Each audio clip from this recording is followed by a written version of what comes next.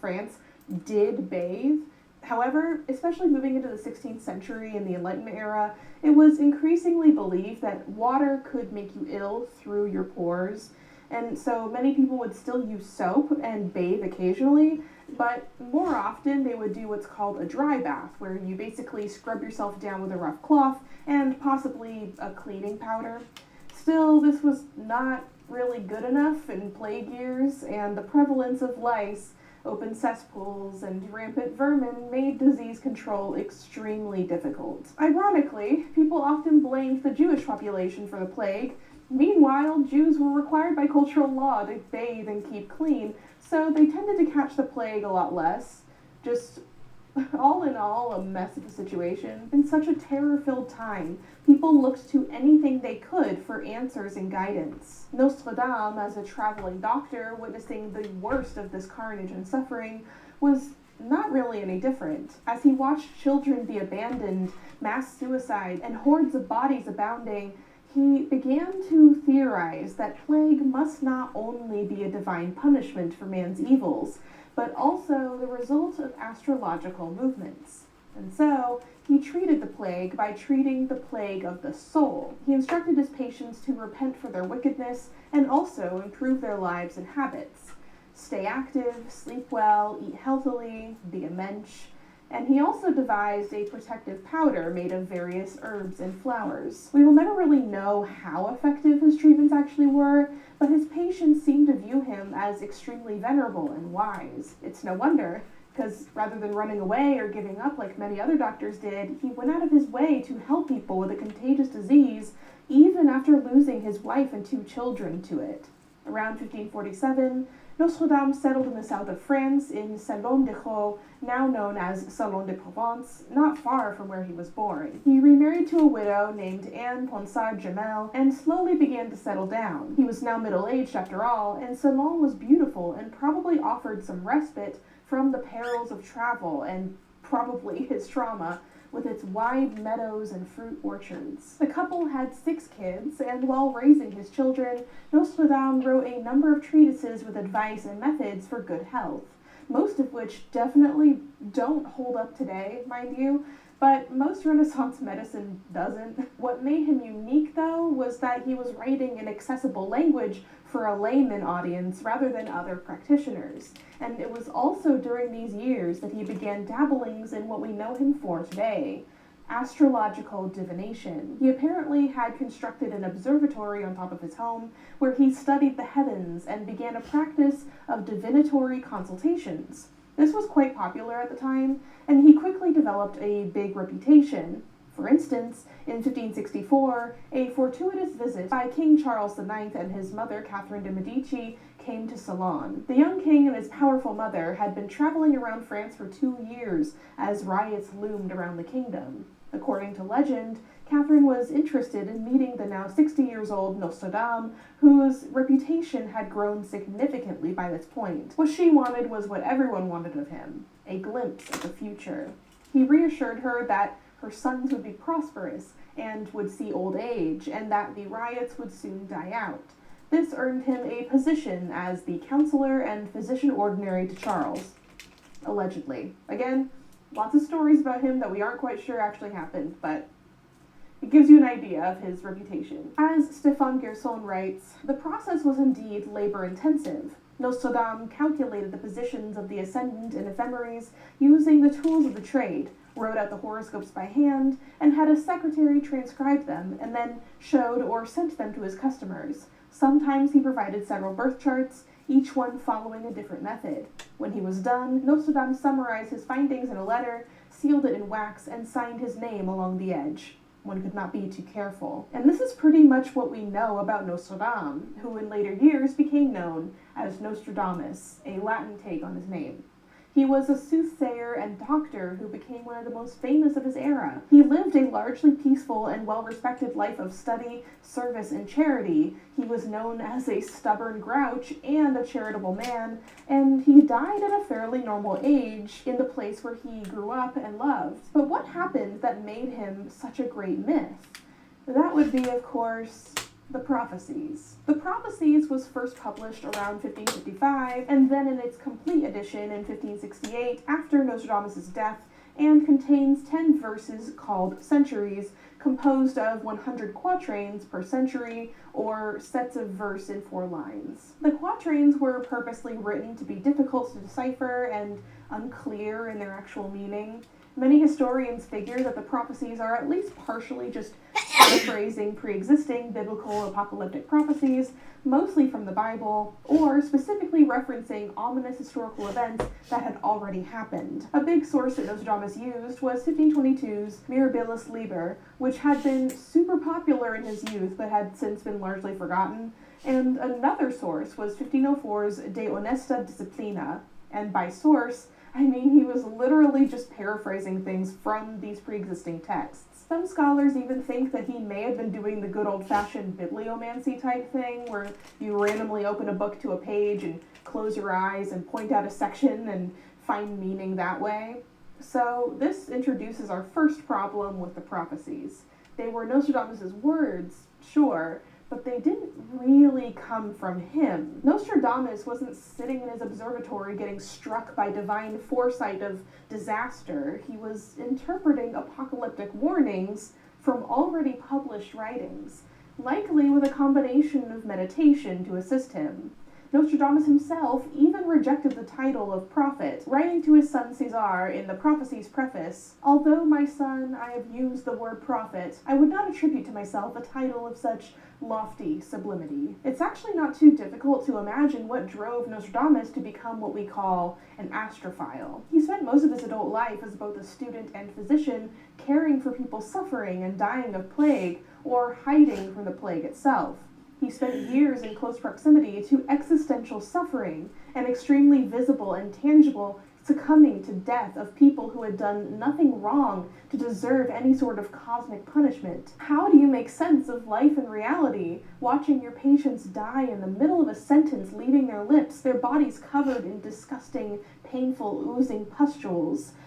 Obviously, Nostradamus began to envision himself destined to be a healer of souls too, because the soul rarely survives being exposed to such horrors, even if the body does. In writing Prophecies, Nostradamus made an attempt to embody the voice of God, specifically a God who would deign to cast a plague upon the earth. In order to heal people's souls, he would need to invoke in them a great fear of future suffering, and that fear could drive them to return to faith and repair their relationship with God. Only then may the horrible prophecies possibly not come to pass. Nostradamus' prophecies were not really a guarantee, they were a warning.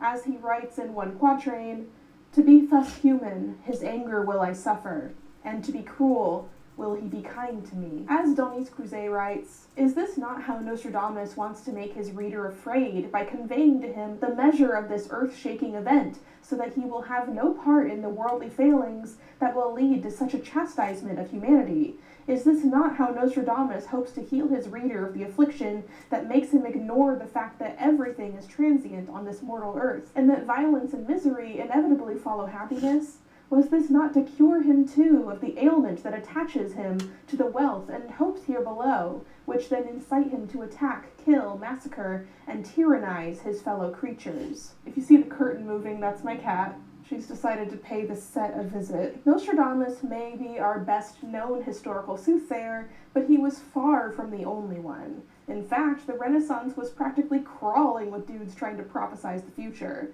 and many of them also wrote their predictions in verse, claiming divine inspiration rather than a direct line of communication with God.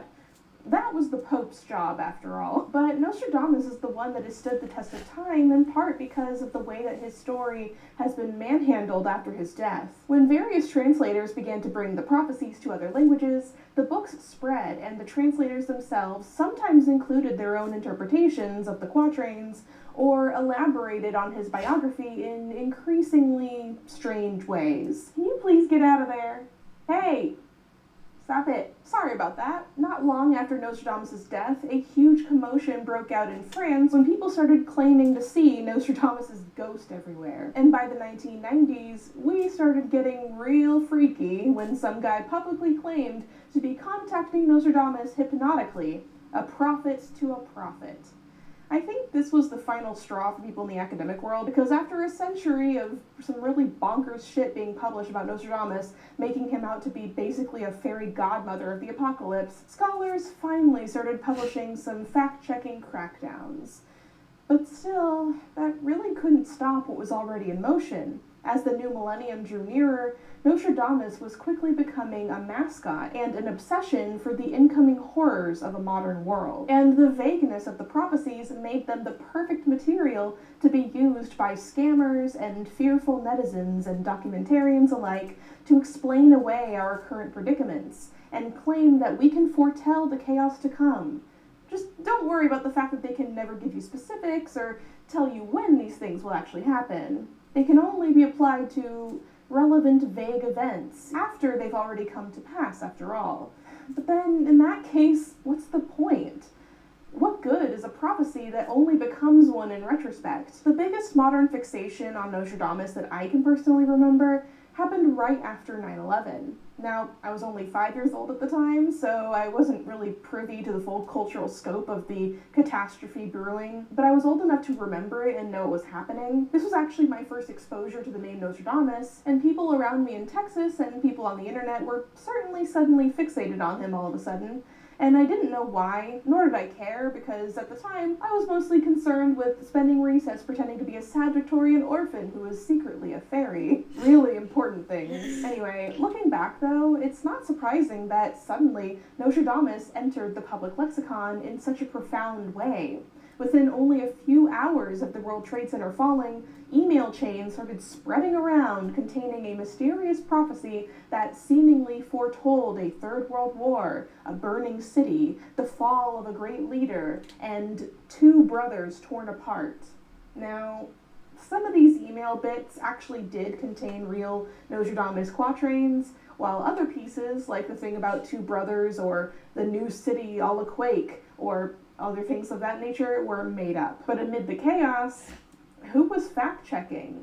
Except for Snopes. Nostradamus' prophecies were suddenly a bestseller at every bookstore. People believed fully that this 16th century doctor had actually predicted 9/11, and now he can tell us what to expect in the years to come. In a moment in history so frightening and confusing, why wouldn't people fall for this? The problem is, the prophecies are so vague that they actually could genuinely apply to a large number of events in time if you interpret them this way or that way. They're similar to modern-day astrology in that sense. Every horoscope is just vague enough that most people can think of a way for their life to relate to it. What happens frequently is people see something happen on the news, and they go back and look for something in the prophecies that may apply, and of course there's something in there because the prophecies foretell horrendous doom. And pretty much everything in our news cycle is horrendous doom. And then there's the opposite problem with things like The Simpsons. People continuously spot things shown in The Simpsons, a show which has been on air for decades and has hundreds of episodes, that appear to predict real things happening in the US social and political sphere. The reality is, The Simpsons' whole deal is portraying the most ridiculous scenario possible, and unfortunately, the US increasingly finds itself literally in the most ridiculous scenario possible. Hence why The Onion no longer is able to actually create headlines that are more ridiculous than our reality. These things come to play because the writers correctly have their finger on the pulse of what tends to happen in this country, not because they're prophets. Nostradamus is not really any different. Of course, over the course of 500 years, his prophecies can apply to any large number of events because they vaguely predict likely things that can happen when powerful nations are run by power-hungry, corrupt, greedy ideologues. Nostradamus wasn't predicting specific events because he was, having precognitive visions of the United States. He was correctly warning about the most likely consequences of cruel human nature if left to fester. As Herbert Thurston wrote in his 1915 book, The War and the Prophets, Nostradamus provides an ingenious system of divination in which the misses can never be recorded and only the hits come to the surface. We call this phenomenon retroactive clairvoyance. It certainly doesn't help that most translations of the prophecies are honestly not good, in part because even in the original French, they're really hard to decipher, and some translators took liberties in their translations to make the quatrains fit certain things on purpose. One of the most serious offenders of this is actually fucking Goebbels, the Nazi officer. In order to make it look like the victory of the Third Reich had been a 1,000-year predicted event, he purposely interpreted many of Nostradamus' prophecies to be relevant to the Nazi regime. Not surprising, given that the Nazis were majorly obsessed with the occult, something that they share with their modern-day counterparts on the far right. But given that Nostradamus' prophecies were all forewarnings against apocalyptic crimes of humanity, isn't it a bit incriminating to see yourself in them? Above all, one thing is certain. The eternal relevance of Nostradamus, a character now so far removed from the original man that he's nearly unrecognizable, is largely a tool of modern culture. Nostradamus has become an unsurprising mascot for a society laden with conspiratorial thinking and fear, mixed with individualism. Stefan Gerson continues, "The internet is the latest mass medium to embrace Nostradamus. This flow of unmediated information exacerbates the crisis of authority by making leading institutions seem ossified and untrustworthy. The medium also brims with hoaxes and conspiracy theories.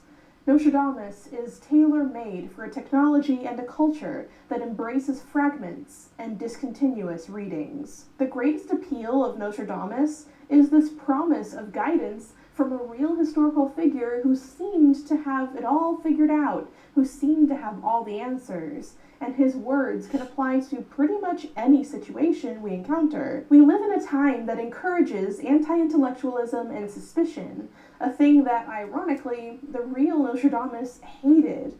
And instead of putting in the hard work to actually analyze our situation and figure out the answers, we are enticed to satiate our hunger for understanding and knowledge by consuming the nutritionless junk food of answers. Here is a prophecy.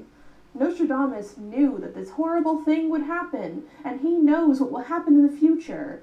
What do we do about it? Nothing, I guess. Stay scared, stay confused.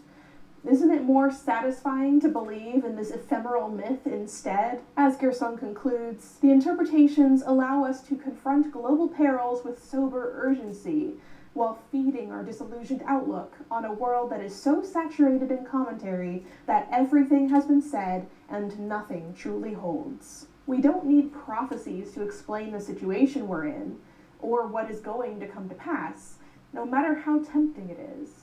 Trying to fixate on the supposed omniscience of a 16th century French doctor isn't going to actually explain our current events.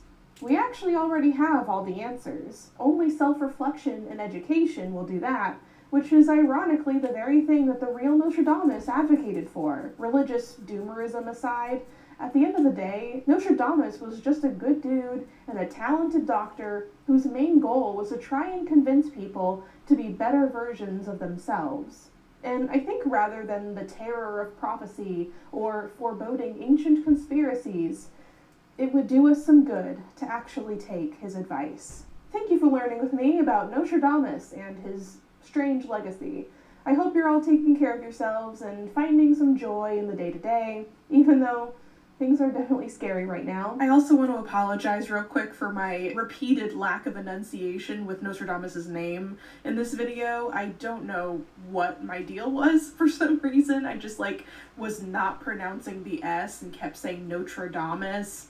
I can already predict the amount of comments I'm gonna get about this. So sorry. If you need a little inspiration from the past for fighting fascism, check out my graphic novel, Liberated: The Radical Art and Life of Claude Cahun. It tells the true story of two queer artists under Nazi occupation on the island of Jersey in World War II, and how they survived and fought back in their own way. It's really inspiring, and I really love drawing it, So definitely pick up a copy. And don't forget to download June's Journey for free by using my link in the description below. And until next time, wash thy hands, wear thy mask, and don't let prophecies scare you.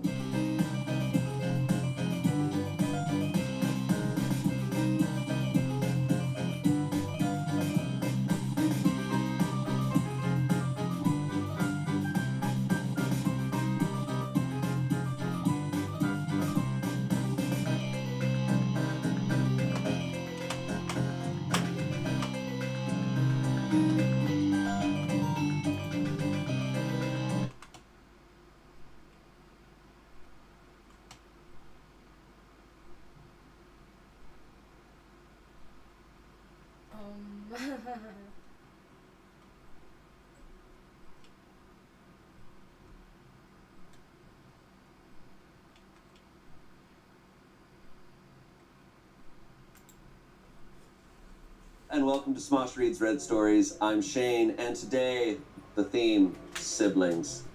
And I'm here with my brother and my sister. Hi. Hi. Hi. We're a big family here. Hey. Siblings, everybody always gets along, right? Mm-hmm. Siblings, there's never a problem. Totally. Everything's always good. It's like the Brady Bunch. So you have sisters, you have a brother. Mm-hmm. Correct. Yeah, I have Cool. 3 sisters, 1 brother. Yeah, my brother and I got into it. I have some fun stories about him and me, and Oh, shit. yeah, I made him cry real bad once. Is he a younger or older brother? Older. Oh, you made your older brother cry. Yeah, well, here's the thing: is that he was always bigger than me because I grew late, and so I had to learn how to hurt him emotionally. He would hurt me physically, and I had to find out how I could hurt Dude, him. I heard that younger brothers have it really hard. Like, they're just constantly in, like, battlegrounds. Yeah, I'm really a martyr. Wow. Yeah. Sucks. Yeah, it sucks for you. Yeah. My brothers are so much older than me, I don't think I dealt with that. They were like, Like, oh, hey, Yeah. you can come. they're like, they're not threatened by me. They're like, you're just a little kid. So Yeah, my brother's 2.5 years older than me, so like we were in high school at the same time. That's like, brutal. and I'm cooler than him, so it was really tough. You always roast him. You know, you roasted him on SmoshRah, too, and I was like, damn. People think I hate him. I love him. I love him. Sure, to death. that's how siblings go. Yeah, we roast our siblings. That's what we do. Mhm. Before we begin, we have something exciting to tell you. We had a confessions episode months back where Trevor said he would confess something he's never told anyone if the video got 150,000 likes. And as of now, it has over 150,000 likes. So at the end of this video, Trevor, you are going to confess. I have made my bed, and I will lie in it. Wow. Right. I can't wait to hear it. Yeah, I feel like now it's been built up. It's really stupid. It's really dumb. Probably is. It is embarrassing, though. I think Okay. so. Let's get into this first story, shall we? Yes. All right, here we go. This comes from Am I the Asshole? My girlfriend called me brother while having sex. It's not quite the sibling story we thought we would start with. What if it's like a Hulk Hogan, like, oh, brother? Yeah, brother. I, a 28-year-old man, and my girlfriend, a 29-year-old woman, were in the middle of having sex. We were nearing climax when I went to grab her hand. She quickly clasped it and pulled my arm toward her in the style of friendly handshake. She brought it in and said, "Hell yeah, brother."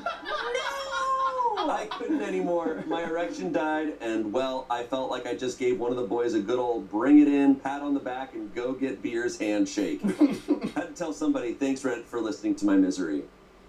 Dude. Awesome. There's That's, nothing I can say, like, what?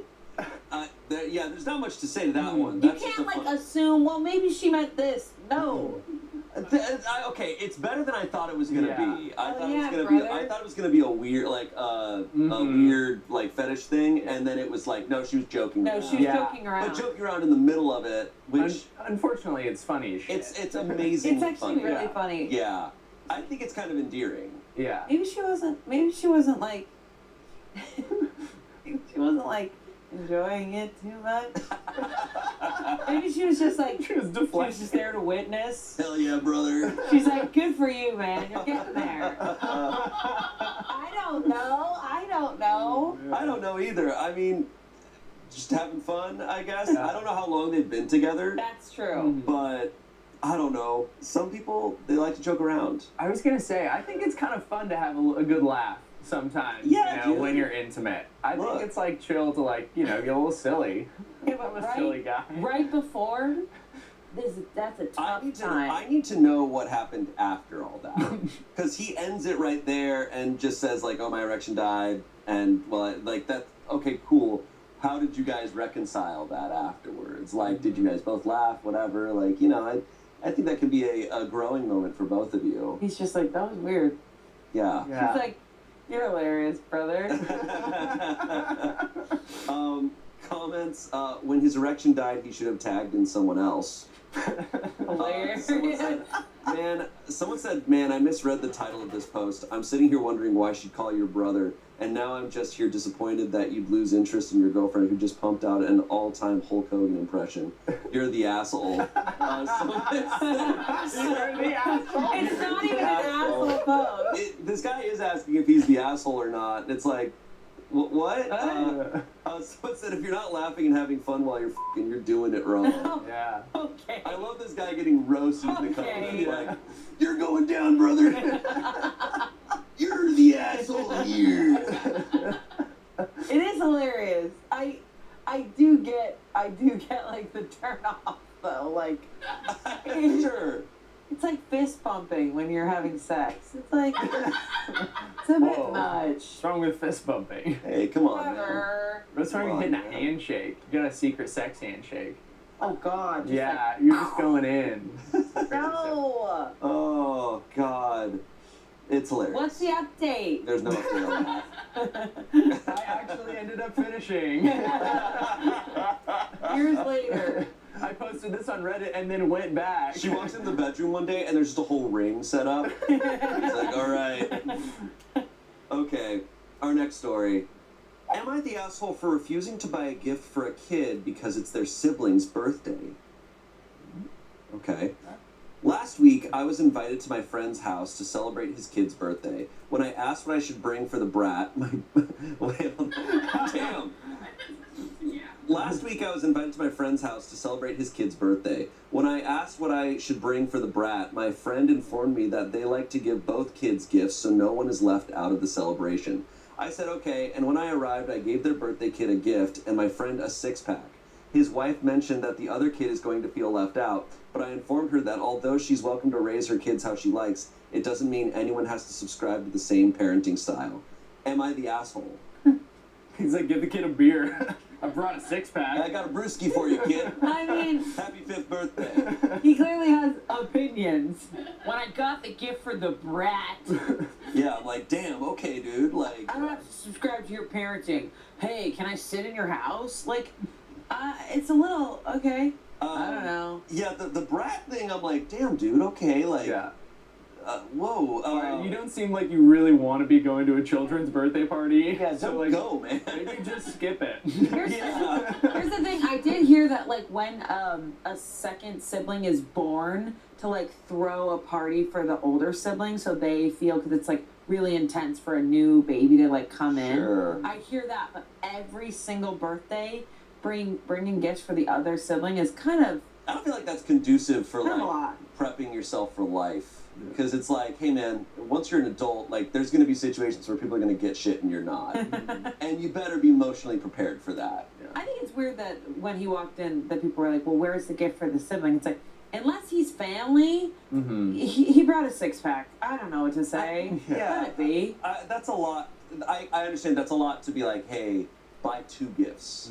For it's like, whoa, okay, man. Like, Yeah, I don't think he's the asshole, but I think the way he's coming about it is a bit.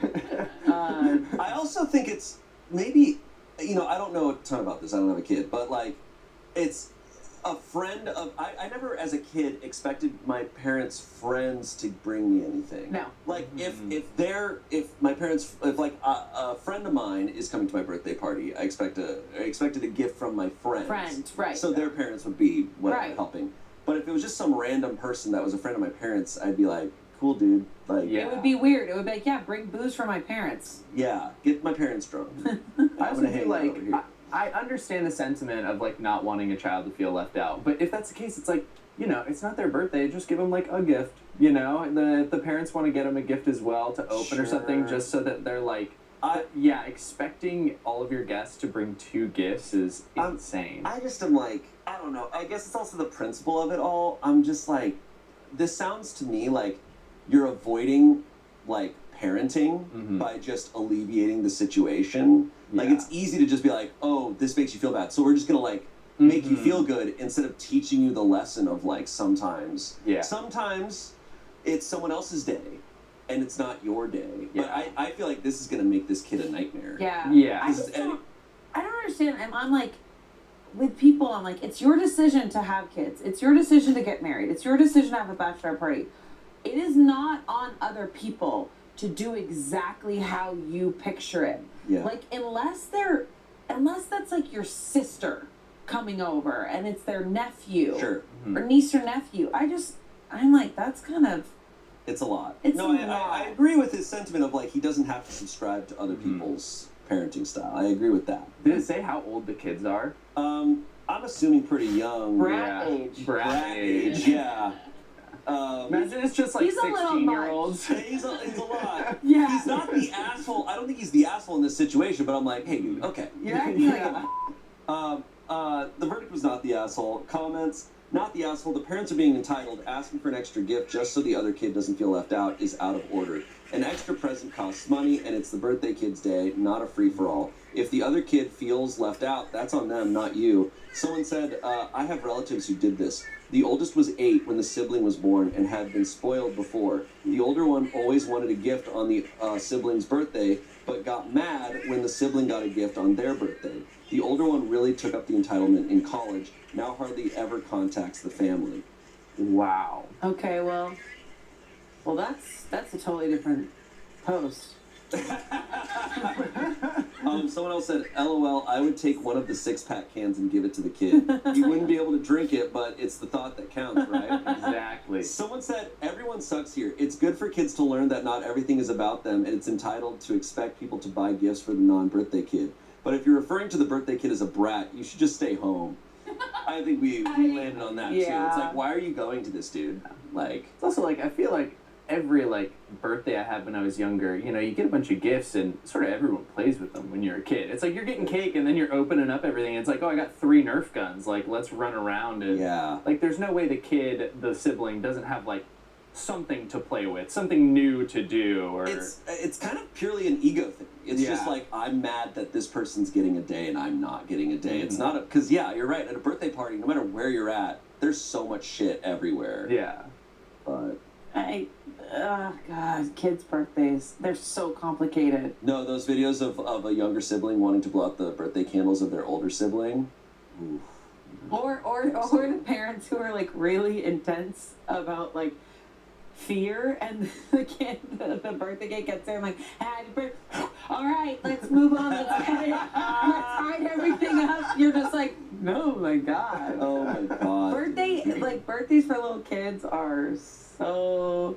Wild. They can either be great or they're interesting. Oh my god. Okay, our next story. Am I the asshole for crashing out because I'm not invited on the family holiday? Whoa. Crashing out. Crashing out because I'm not Are you familiar with crashing out? I don't know if I am. Okay, crashing out. Boys, tell me. Trevor, you probably could give a great explanation. Yeah, I mean, crashing out is like, it's basically like having a meltdown. Yeah. It's kind of like Crashing oh out. man, like I'm losing it, I'm crashing out, like I'm getting mad, I'm getting sad, whatever. Are you? Yeah, I'm losing it. I'm crashing out. I'm losing it, man. Got it. Thank you. Hi guys, 23-year-old woman. My family recently booked a holiday and asked if I wanted to come. I said I couldn't afford it, and that was that. Recently, I was talking to my mom, and she said that both of my younger siblings are bringing a friend that she is fully paying for. My brother is 20, like he lives at home, and she is paying for him and a friend. And my sister, 15, and her friend get to go on an all-inclusive holiday to Spain. It was the same last year. They all went on holiday without me, but last year they didn't bring anyone else. I was fine with it until I heard my mom's paying for other kids to go, but wouldn't bring me, so I'm annoyed with her. I do so much for her as well, like way more than my other siblings. I live 10 minutes down the road, so I am always picking up / dropping to school or doing things around the house for her, but I'm butthurt that she clearly had this extra money to spend to bring other people's kids on holiday, but not me. Am I the asshole? Edit. I initially asked her a few weeks ago for her to tell me how much it would be if I booked on it, because I would have went if it was affordable. She got back to me saying it's $900, and I just said I couldn't afford that anyways, and that was it. Until I found out she's paying for 2 of my siblings' friends. She said in convo who was going, and I just said, what? You could have paid for me to go, but instead you're paying for 2 other children, and she ignored that comment. I love how I know this person's crashing out based on the writing style of this. Like, they're writing this for a roast. Yeah. Dude, I don't, there's a lot, I mean, there's not much missing. Like, it does suck that the mom is paying for 2 siblings and friends, but won't pay for her. Yeah. Is it like the siblings' birthdays? Like, I mean, I don't know. I don't know. It might be one of those situations where the oldest is like been responsible and is kind of getting punished for it. Like the mom is babying the younger 2. I don't know. Yeah. It just always seems like in Reddit stories, and I don't relate to this because of my family dynamics. I never had this type of situation, but in so many Reddit stories, it seems like the kids, the children who just are struggling or are kind of assholes, the parents just do everything for them. Like, and it's almost like maybe out of desperation of like, oh well, I have to be there for them. I have to like give them this life because I don't know. And then the one who's got it all figured out, they just kind of go, oh yeah, you're fucking fine. Yeah. I don't know. It just seems like she's being punished for some reason. It's tricky though, because it's also like all these things she's saying she's doing for her mom is kind of like what you do for your mom. It's like, it doesn't feel like it's like, look at all this intense, like it's kind of like what you do when you live 10 minutes from your mom. You help out. And how young are her siblings? 20 and 15. She's 23. Her brother's 20. Oh, okay. Her sister's 15. And it's like she's doing a bunch, and we don't know how much the other siblings do for the mom or help out around the house. It's like, because she said drop off at school. I thought they were young. Yeah, no. But no. They're the brother's 20, and it's not a big age gap between them all. Maybe the mom thinks you have your own place now. You're an adult.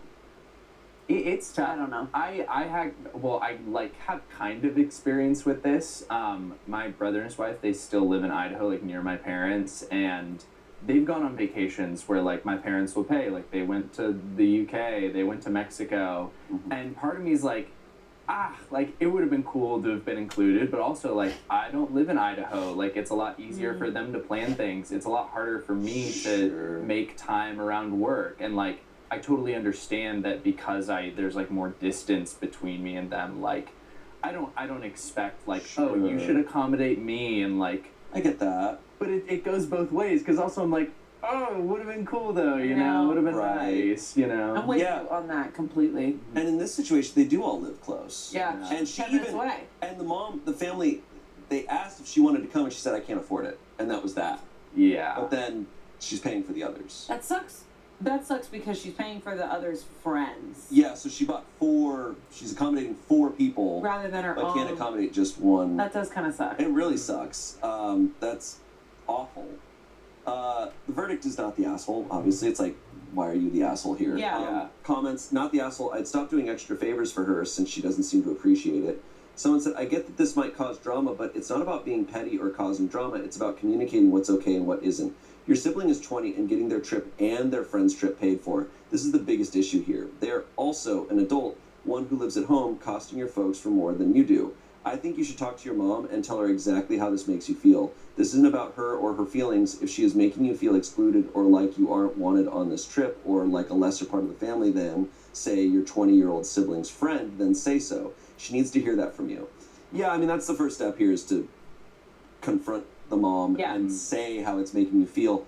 Do I have much faith that that'll do anything? We've seen these stories so much. No. Usually the mom just completely sides with the others and just makes her feel crazy and like gaslights her. But I feel like the mom is thinking in a way where she's like, this sibling is out of the house, so I'm paying for these ones because they're still in the house. I don't know. I'm trying to like put myself in her shoes, but regardless, it's not a good feeling at all for the 23-year-old. It's just wild logic, because at the end of the day, it's like, if you're the mom, wouldn't you want all your kids to go? Together? Like, it's not a matter of like principle at that point. It's just like, oh well, I want the whole family together, so let's all do this. But there's got to be missing context here. Probably.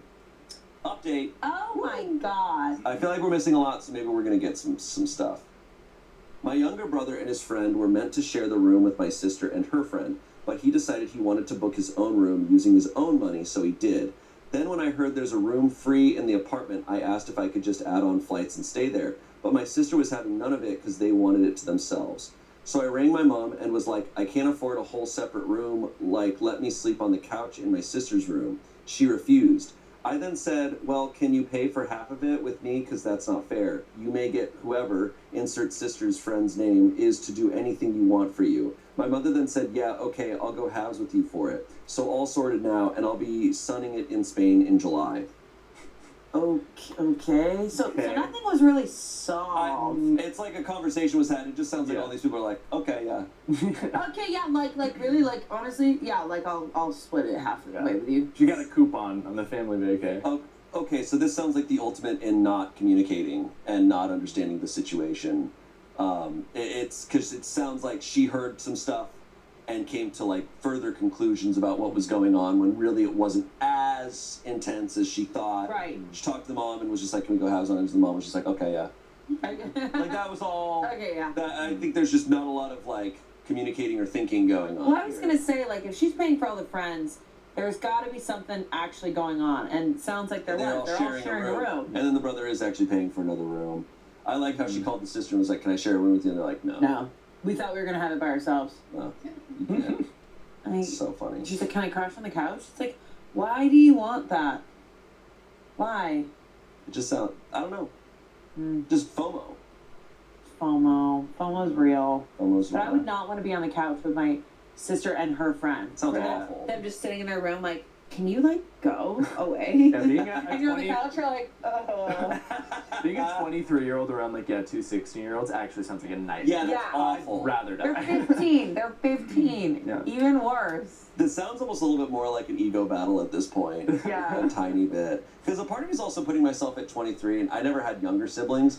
But it's one of those things I'm like, I get that it's a vacation, and it's probably really cool, but there's also the element of like, all right, you guys go do that. I'm going to go live my life. Yeah, exactly. It's they're gonna be 15. Like, there's not much they can do other than like walk around and like look at shops. Yeah. All right. Okay. Next story. This comes from relationships. Boyfriend's mom called my blind brother, 25-year-old male, excess baggage. I, a 28-year-old woman, called her a piece of shit. Yeah. Yeah. Yeah. My brother is blind, has been since birth, and he lives with me. Not that he needs someone to take care of him, just living with me makes his life much easier, and I like it this way. He is pretty independent and has a great job and great future. I am proud of him big time. Last month, we went to visit our parents back in our home country. We live in Europe, but we are from East Asia. My boyfriend is from here. So, on the way back, my parents filled our luggages with stuff, gifts, food, etc. At the airport, we had to pay some excess baggage charges. Last night, I was at my boyfriend's parents, and I was chatting with his parents and sister. Boyfriend wasn't in the room when these all happened, so he didn't see anything firsthand. They asked about my trip and all, and I said it was all good except that we had to pay a lot for excess baggage, which was unexpected. She started laughing, which made everyone wonder. My boyfriend's dad asked what's so funny. She said that she just can't stop appreciating the irony that excess baggage had to pay for excess baggage. I didn't get it at first. Nobody did. But she clarified that your brother is like an excess baggage on you. You took him on a trip and had to pay excess baggage on the excess baggage as well. It's like double dipping, just the other way around. I wanted to punch her in the face, but restrained myself, just told her that she's a piece of shit, apologized to the sister and dad, and came out. Texted my boyfriend that I had to leave and we'll talk tomorrow. He came out and we talked a bit about what happened. He offered to go back in there and try to sort things out, but I refused. I told him that he's heard my side, so go in there and hear them out as well, and we'll talk about it again tomorrow. We haven't talked since, but we will tonight. Knowing him, I guess he will suggest some way to sort things out and make peace, but I don't think I'd want to, even if she agrees to apologize. Whew. What? Oh my god. What was that comment? Like, it wasn't even like that. It's furthermore to like say something so awful, and then when someone's like, what'd you just say? To be like, oh, so what I was doing was insulting your blind brother. Yeah. Just doubling down. Let me explain. I was referring to him kind of like luggage, you Yeah. know? Like Excess not a baggage. you know, like not a human. Yeah. Yeah. Anyways, pass the potatoes. What are we doing here, Dude, lady? oh my god. Oh, glasses of wine? Like, what's happening here? Ooh. I like genuinely don't even know what to say to that. To like refer to someone, like to the person, like this is your brother that I'm talking about, and I'm saying these awful things. And you're like, wait, I don't think I get what you're saying. You're like, no, I'm saying, like, I'm insulting him very deeply. Like, this is awful. Like, dude, read the room. Like, I can't imagine saying a joke of that nature, but it's like saying a joke and you go, oh, you get that response. You go, I'm sorry, I don't know why I said that. I don't know why I said that. But like, not even that. She's like, oh, let me keep going. Clearly, the mom has wanted to say something for so long. She's probably in bed with her husband. She's like, I'm going to say something about this brother, which is like insane. And then she says it in the weirdest way possible. And she clearly says it in a way where she's like, this is like a deep down belief. Exactly. And we all agree on this, right? That your brother is just excess baggage. Like, it's not. Do you think the son talks about it with them? Oh, I guess we don't technically know. I'm not. I don't think so, but like, I wonder if he was surprised, because if he's already going to like, let's work this out mode. But yeah, the work this out mode, it's like, he's saying we could go back in there, somebody to sort things out. See, if I'm the boyfriend, it's like, no, you go in there by yourself and you confront your mom, and because that is on another level, and she shouldn't have to go in there and face that. Mm-hmm. Yeah. I would have a hard time believing that the mom just suddenly said something so awful. Mm-hmm. You know, That's like, why I'm wondering if that is so awful, right? Yeah. Like, was the boyfriend surprised? Like, I'm wondering. he's not sounding like horrified by this. Also, if she immediately said you're a piece of shit, I feel like if this was so out of pocket for the mom to say, if I was in her position, I'd be so stunned. You're right. I would be like, Because I wouldn't know what to say because it's shocking. When someone says something out of character, Yeah. You don't respond No. in a way, because you're kind of like, wait, you're trying to like compartmentalize or figure out Yeah. and make it all make sense. But the fact that she did respond so quickly saying you're a piece of shit means it's like, Yeah. What has she said in the past? yeah. It seems like a case of like the family just being like, oh, that's just mom, you know, that's just mom out of pocket. Like, oh, there she goes again. God. Comments, I wouldn't say you did anything wrong. She should apologize. He's a fucking human being. Someone said you didn't do anything wrong except lose your cool, but I think most of us would agree that's acceptable under the circumstances. Hopefully your boyfriend will handle the situation with her appropriately.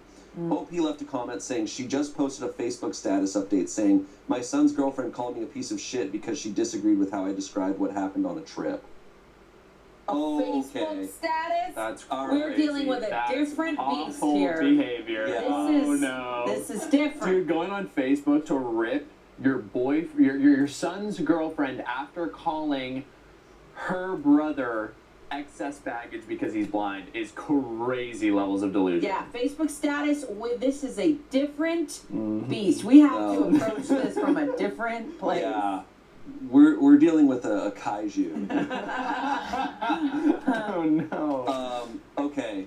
Update. Oh, let's go. The next day, I foresee we're about to see even the greater depths of hell from this lady. Yeah. Yeah. No, I don't think we've even scratched the surface on how awful she. Someone's gonna make a Facebook group and it's gonna be bad. God. Okay. This is the next day. She posts this the next day. Okay, this isn't good. I didn't realize it's a full moon. She's gone full beast. Oh my god. In case you missed it, yesterday she posted a message on Facebook explaining an edit in yesterday's post. So I talked to my boyfriend last night. He acted as I suspected he would. He suggested that it was a moment of madness. She started it, and I responded. We're both okay, hold on. He acted as I suspected he would. He suggested that it was a moment of madness. She started it, and I responded. We're both at fault, and we can both apologize and move on from this. That's such a funny way to put it. Oh. It was just a moment of madness. The moon is out. She went mad. Oh my god. This is bad. Yeah, you know, she doesn't think blind people are people, and you called her a piece of shit. Yeah. So hard to gauge there. Come on, be people, guys. Oh, sorry, no way after her post on Facebook. We had a long discussion. He doesn't want to take a side. All of these are besides the fact that she doesn't even want to apologize.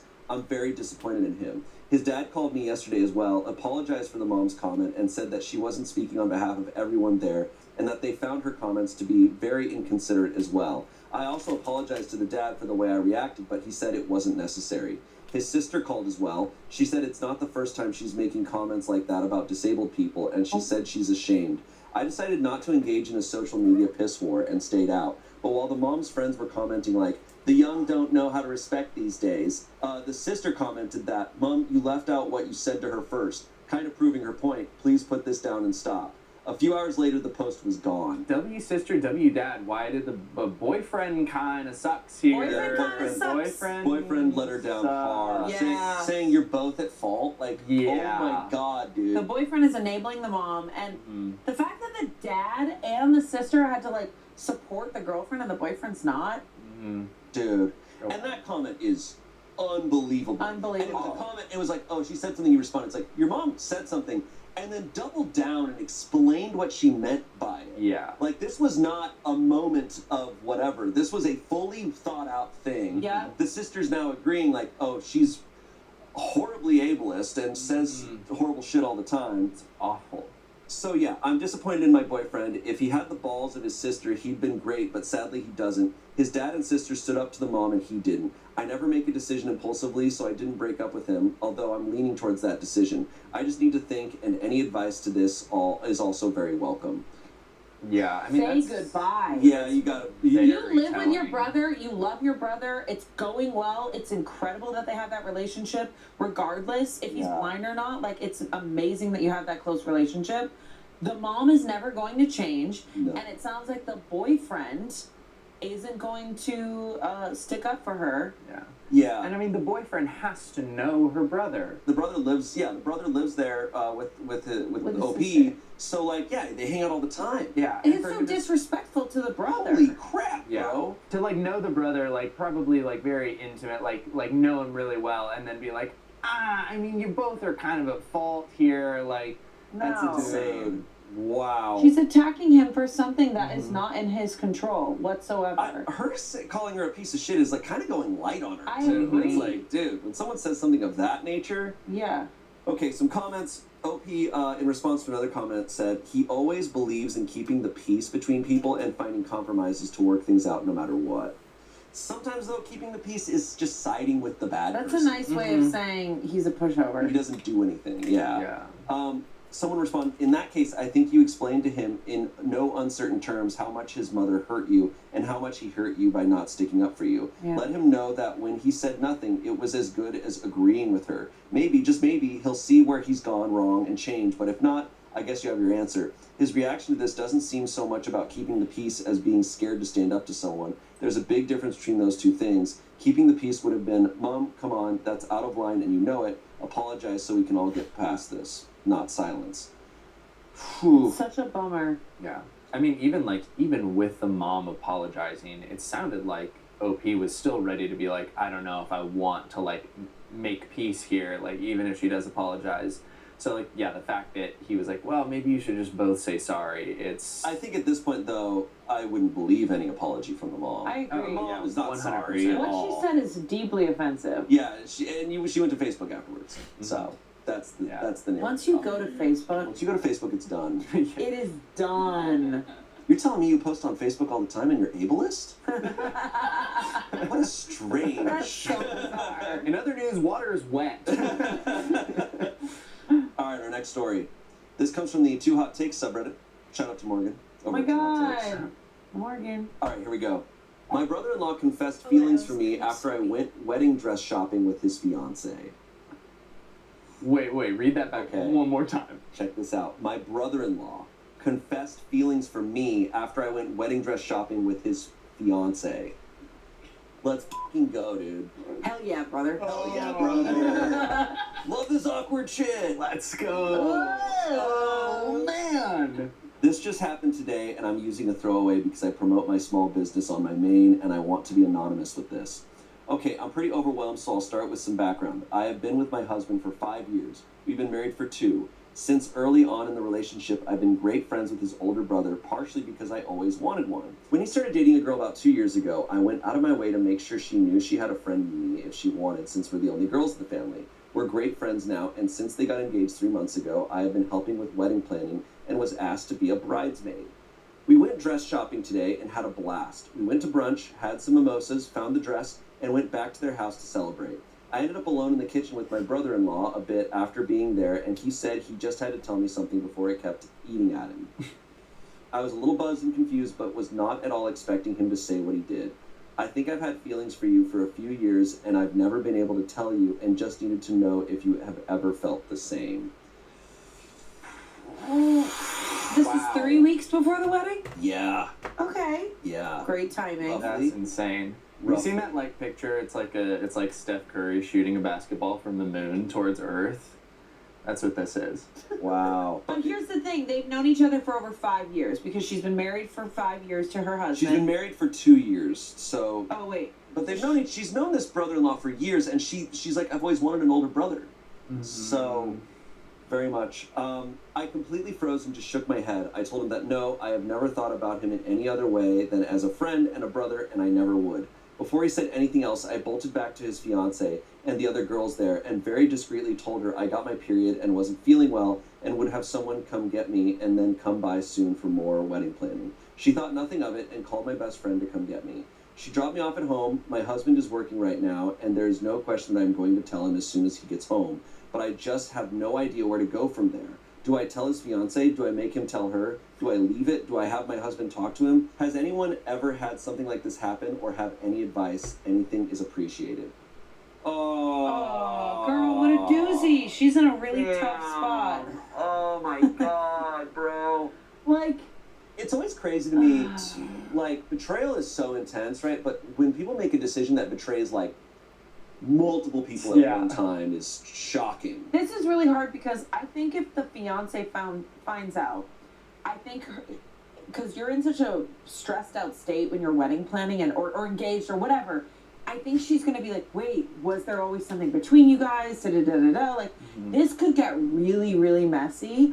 I personally would not go straight to the fiance whatsoever. I would go to my husband. It's gotta go, yeah. And I wouldn't, it's not like I would tell on him, because, like, I don't think the brother's the devil. I really don't. I think that this happened. Okay, fine, whatever. But I think that she should talk to her husband and be like, what should we do? Yeah. And get some context. Like, has he ever done this before with one of the brothers, like, exes? Like, is this like a normal thing? To me, it seems like he shouldn't get married. Well, yeah. It's so tough. Like, I feel like when I hear like situations kind of like these or similar to these, I'd be so worried if I was her that, like, if she does tell someone, that the brother-in-law is gonna like start like doubling down and gaslighting, like, no, that didn't happen. Like, she came on to me, or like there's this thing, like she it's was a scary flirting with situation. me. Like, It can get messy. That's really scary to be like, wait, I don't know you. And that's also it's a betrayal to his brother.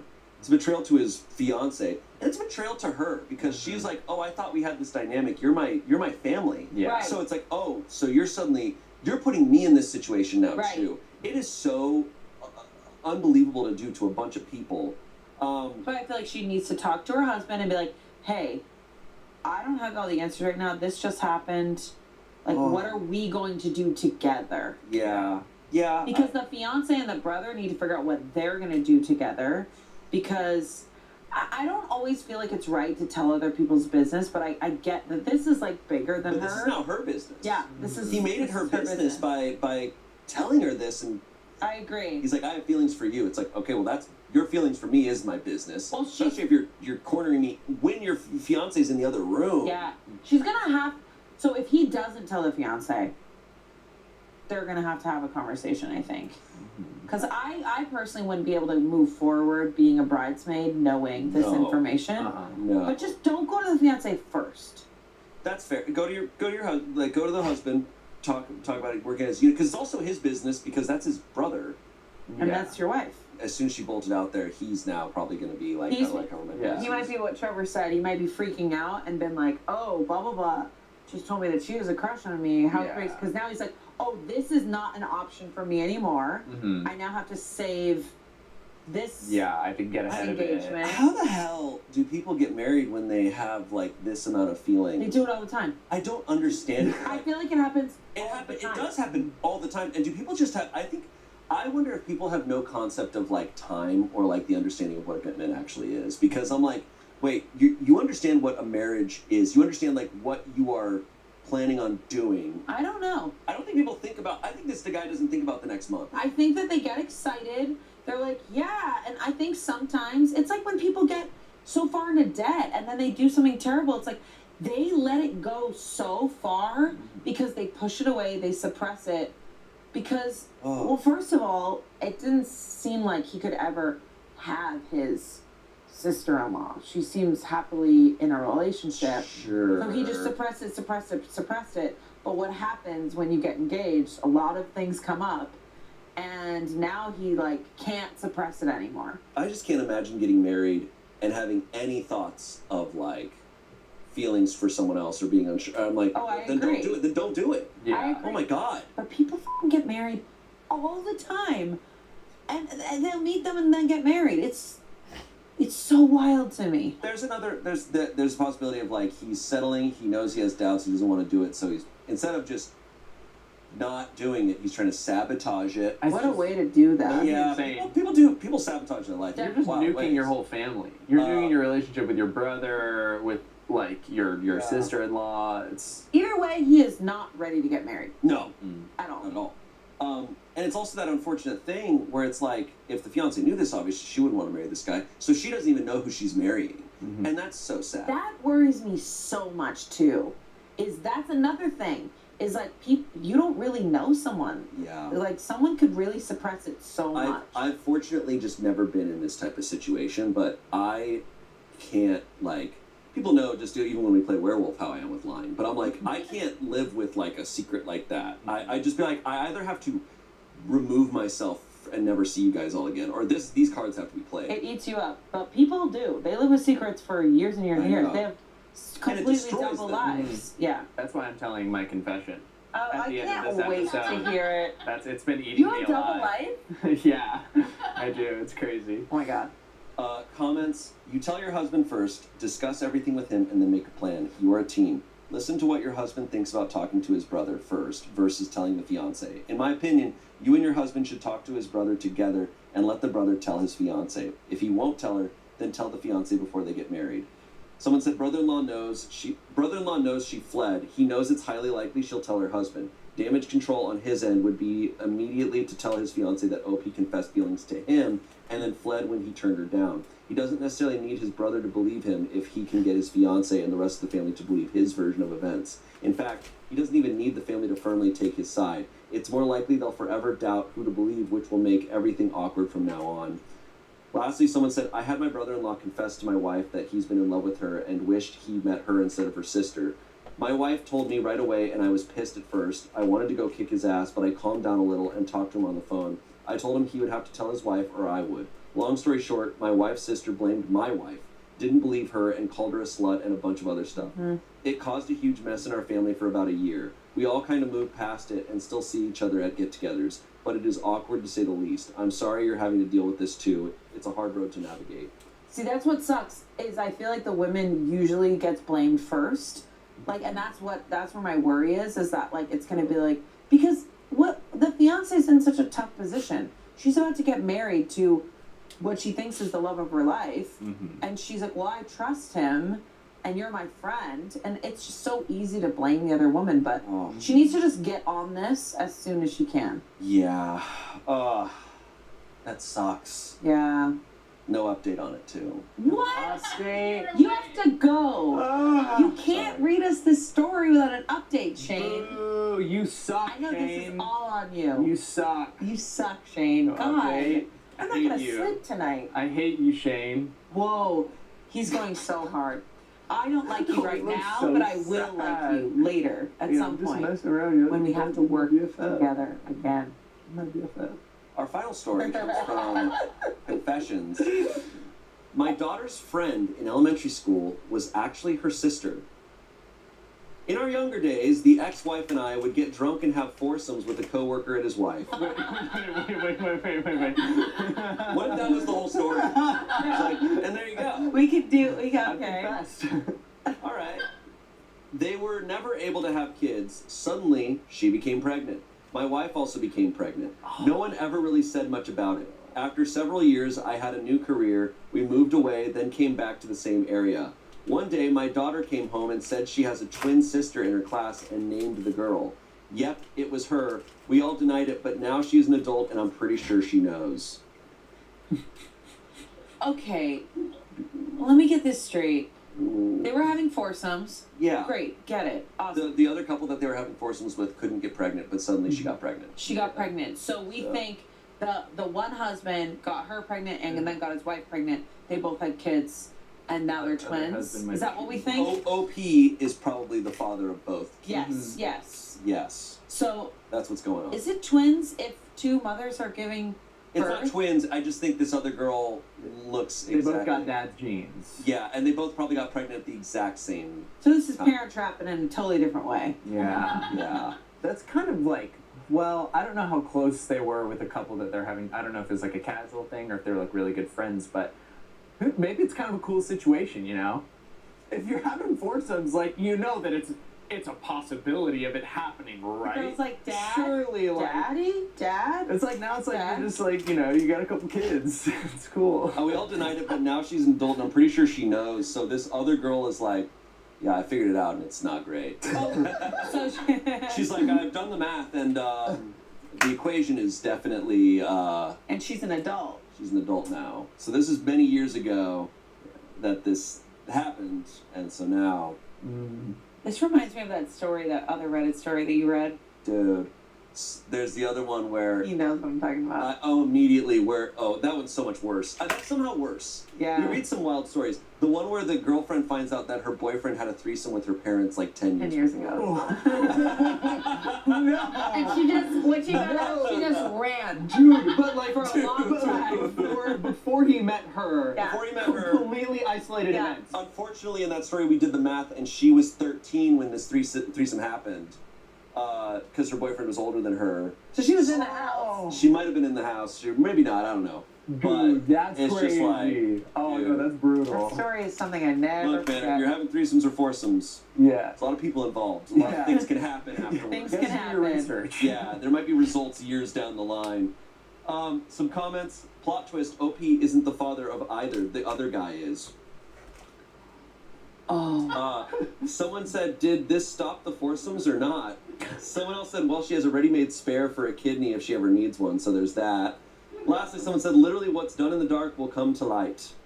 Wow, these people are having fun. Yeah. These Redditors They're are just like, like, these Redditors are like, I've never had sex, but this sounds crazy.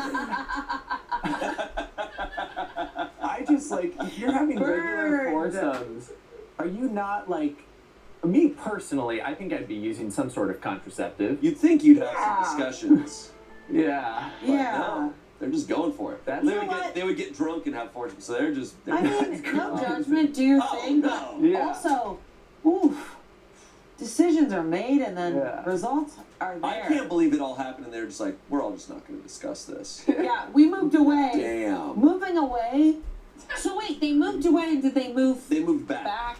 And then suddenly it was like, Never oh. moved back to where your foursome started. Yeah. And that's the big lesson That's here. the thing. That's the thing people don't talk about. If you have a foursome, you need to leave the Tri-County area. Yeah. Come back. 100%. That's why I've never been back to Tucson. Is that your confession? Tucson. Nothing good happens in Tucson. Oh yeah, Arizona. Well, that's it for all the stories, but Trevor, your confession. My time has come. Oh my god. Okay, so let me set the stage for you. I grew up in Okay. Idaho. In the 4th grade, halfway through my 4th grade year of school, my family moved to Virginia. Okay. It was for my dad's work. We moved out there. So, moving across the country, new school, no friends. I'm just trying to give, set some context for the actions that I'm about to confess to. And I would say that this was at a point in my life where I didn't really understand having, there being consequences for my, or I was kind of just doing stupid stuff and I wasn't thinking about it. Okay, I'm a 4th grader.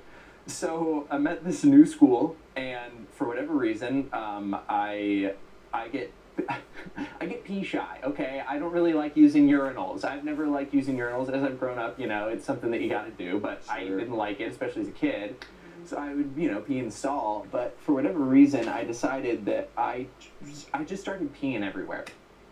Okay. And I don't know why. I was just peeing all over. I was just nowhere near, like, I was You just... peed all over the bathroom. No, just like inside the stall, but I was just kind of, you know, I was just... You were hitting the walls. I was hitting the walls, I was hitting everything. And I don't know why I did it. It's just something I did, okay? But then it was really bad, okay? Because a whole assembly got called of all the boys got taken into like the gymnasium and sat down on the bleachers, and they were like... Taken.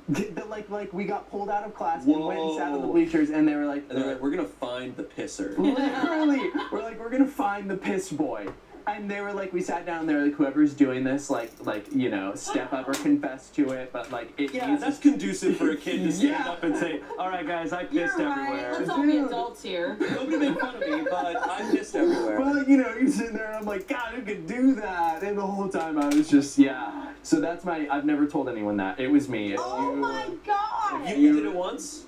No, I'm sure he did it multiple times. It was probably 2 or 3. I think after that, I was like, I'm done. It was awful though, you know, as a I child. won't lie, I it was- sounds freeing. I know. To go into a bathroom and just go, everywhere's my toilet. Yeah. And you just start spinning around. Maybe that's why it felt Just good. drop Like, I trout don't know. and spin. Maybe you were Yeah. maybe you were stressed about moving and you were trying to like mark your territory. Thank you for defending me here. I mean, I'm not really defending you. I'm just saying, like, It was just like, I don't know why I did it, but getting like every boy had to go and sit on these bleachers, and I was like, dude, this is awful. That I is just- actually I terrifying. was like, surely there's no way for That's them to so know it was awesome. me. That's incredible, man. Do you feel better? I don't know. So you literally haven't told anyone this. No. So do you think, Actually, do you no. think any of the teachers from that school might watch this show and are now like, Yeah. There he is. Big boy. Oh my god. No, the reason that I remembered it is because I told Raven, like probably a couple weeks or a week before we like shot that episode, and then I was like, I've never told that to anyone. and she just takes off the ring? she's like, my decision has been made. It's me, I'm the piss boy. I'm coming clean.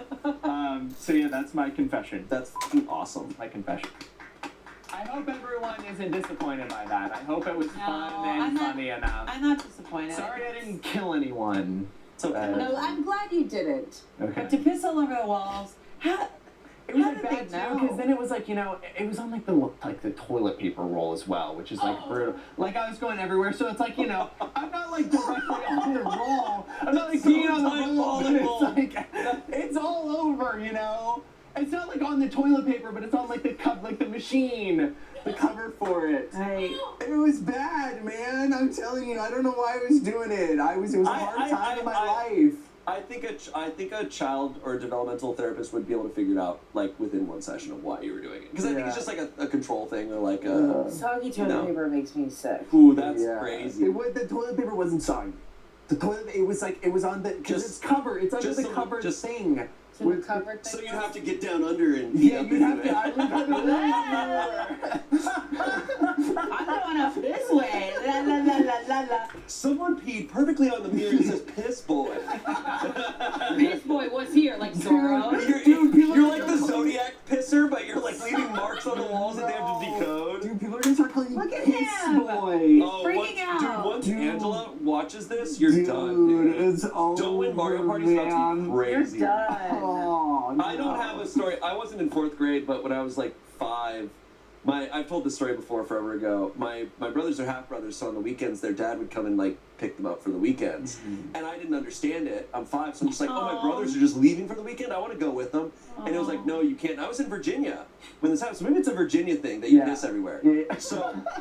So they take him. I'm on the front porch, and my mom's like, "No, you can't go with them." She goes back, and she's like, "Come on, come back inside." I'm standing on the front porch, and I'm so mad that I'm like, my brothers are gone. I don't get to hang out with them. I, on the front porch, drop trowel and just start peeing off the porch. I was just like, ah! What the hell? And neighbors saw it and everything. It was like, whoa! What the hell is with? I get What it. is that? What You is don't that? have much. If you guys have, you have to get your control When back. you're a kid, Yeah. you don't have many resources. horses. You don't have an outlet. But you do have piss. You You have piss. You have piss. It would be so f***ed if I did that. Pulled down my pants and just stood there. Look, when you're 5 years old, you can get away with a lot. All right? If I did that now, I'd be in prison. But, and then it was funny. Fucking A. Well, all right. Incredible. Trevor, thank you for your confession. Yeah, Thank you. I hope you're all happy. We're Thanks happy. for the 150K likes. Yeah. Appreciate it. We really appreciate it. Thank you for watching. Let us know what other themes and subreddits you'd like to see on the show. And we'll see you next Saturday. Bye! Bye. That was great.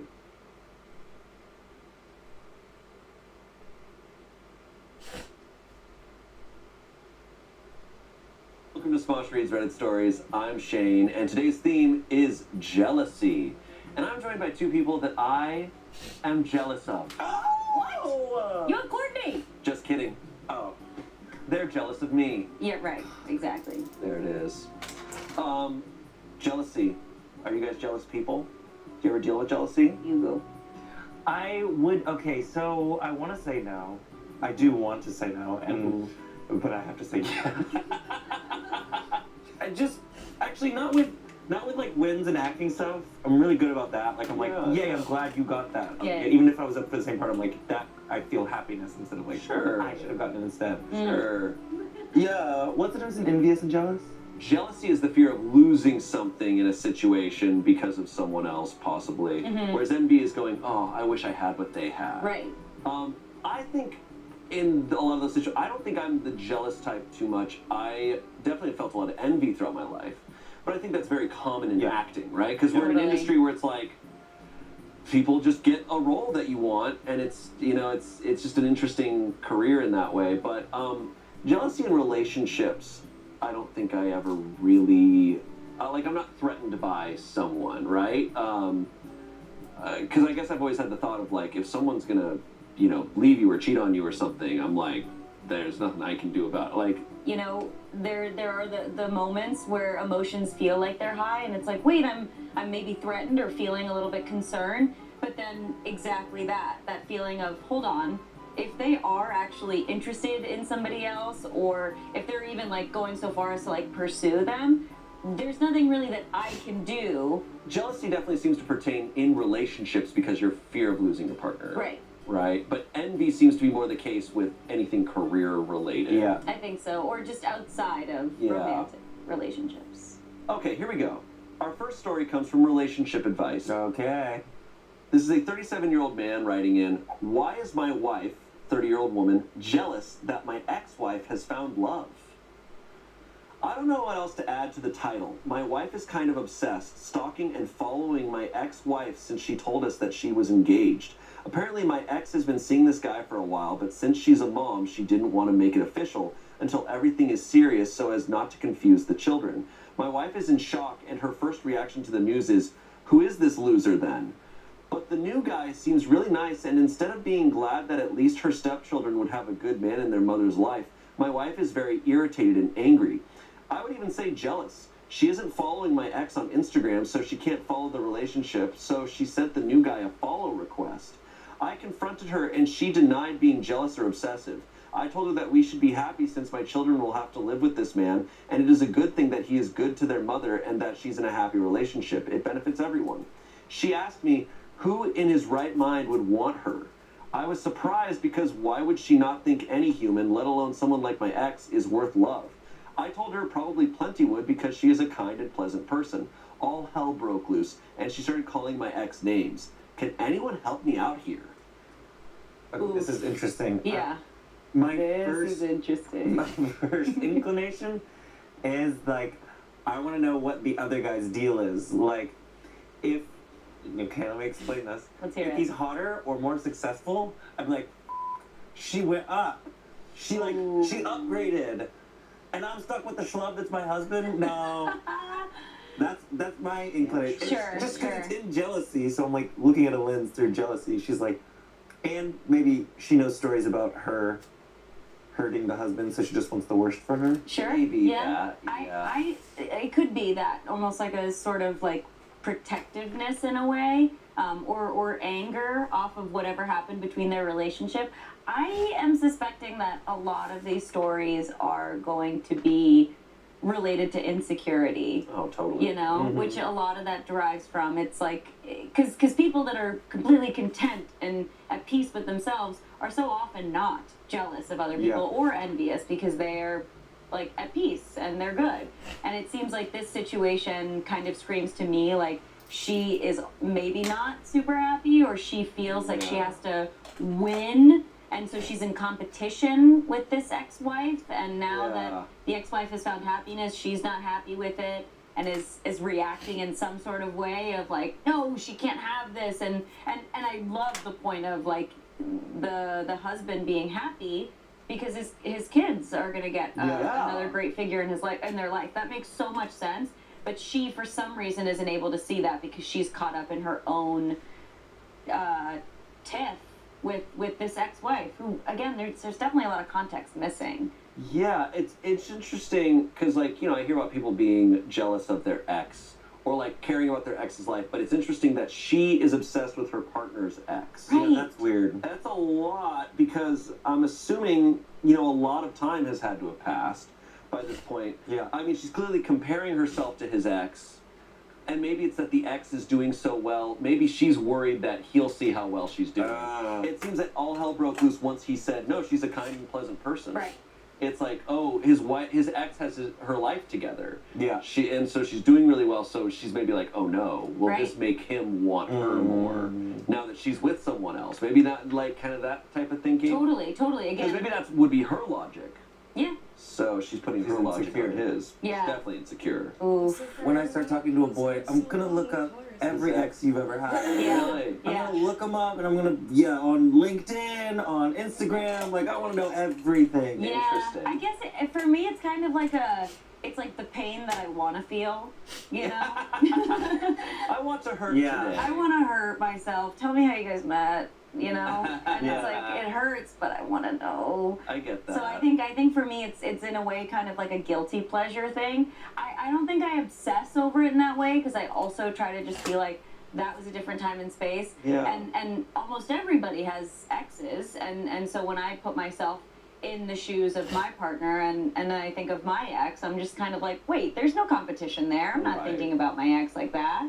I guess what's tough with this one is they have kids, so it's not like she's completely out of his life. Yeah. They do probably see each other. They're both parents to the same children. Yeah. Yeah. That adds another element. Mm-hmm. But you still, I mean, come on. You have no choice but to kind of get over it, or you can't be in this relationship if it's going to eat at you like this. Yeah, Yeah. It seems. I bet she thinks of the kids a lot in the way of like, that's a leg up that woman has on me. Yeah. Oh, I didn't think about that. Comments on this. In her head, your ex-wife is a hag that couldn't keep her husband. She thinks she's the upgrade. Someone falling in love with and committing to your ex doesn't fit her narrative. Your ex was meant to grow old and alone in her mind. Your new wife isn't a good person. Someone said, if this is true, this is wild behavior. You seem healthy and well-adjusted at least. The only thing I can think of is if she has some irrational need to feel superior to your ex-wife, maybe she is in constant competition with her.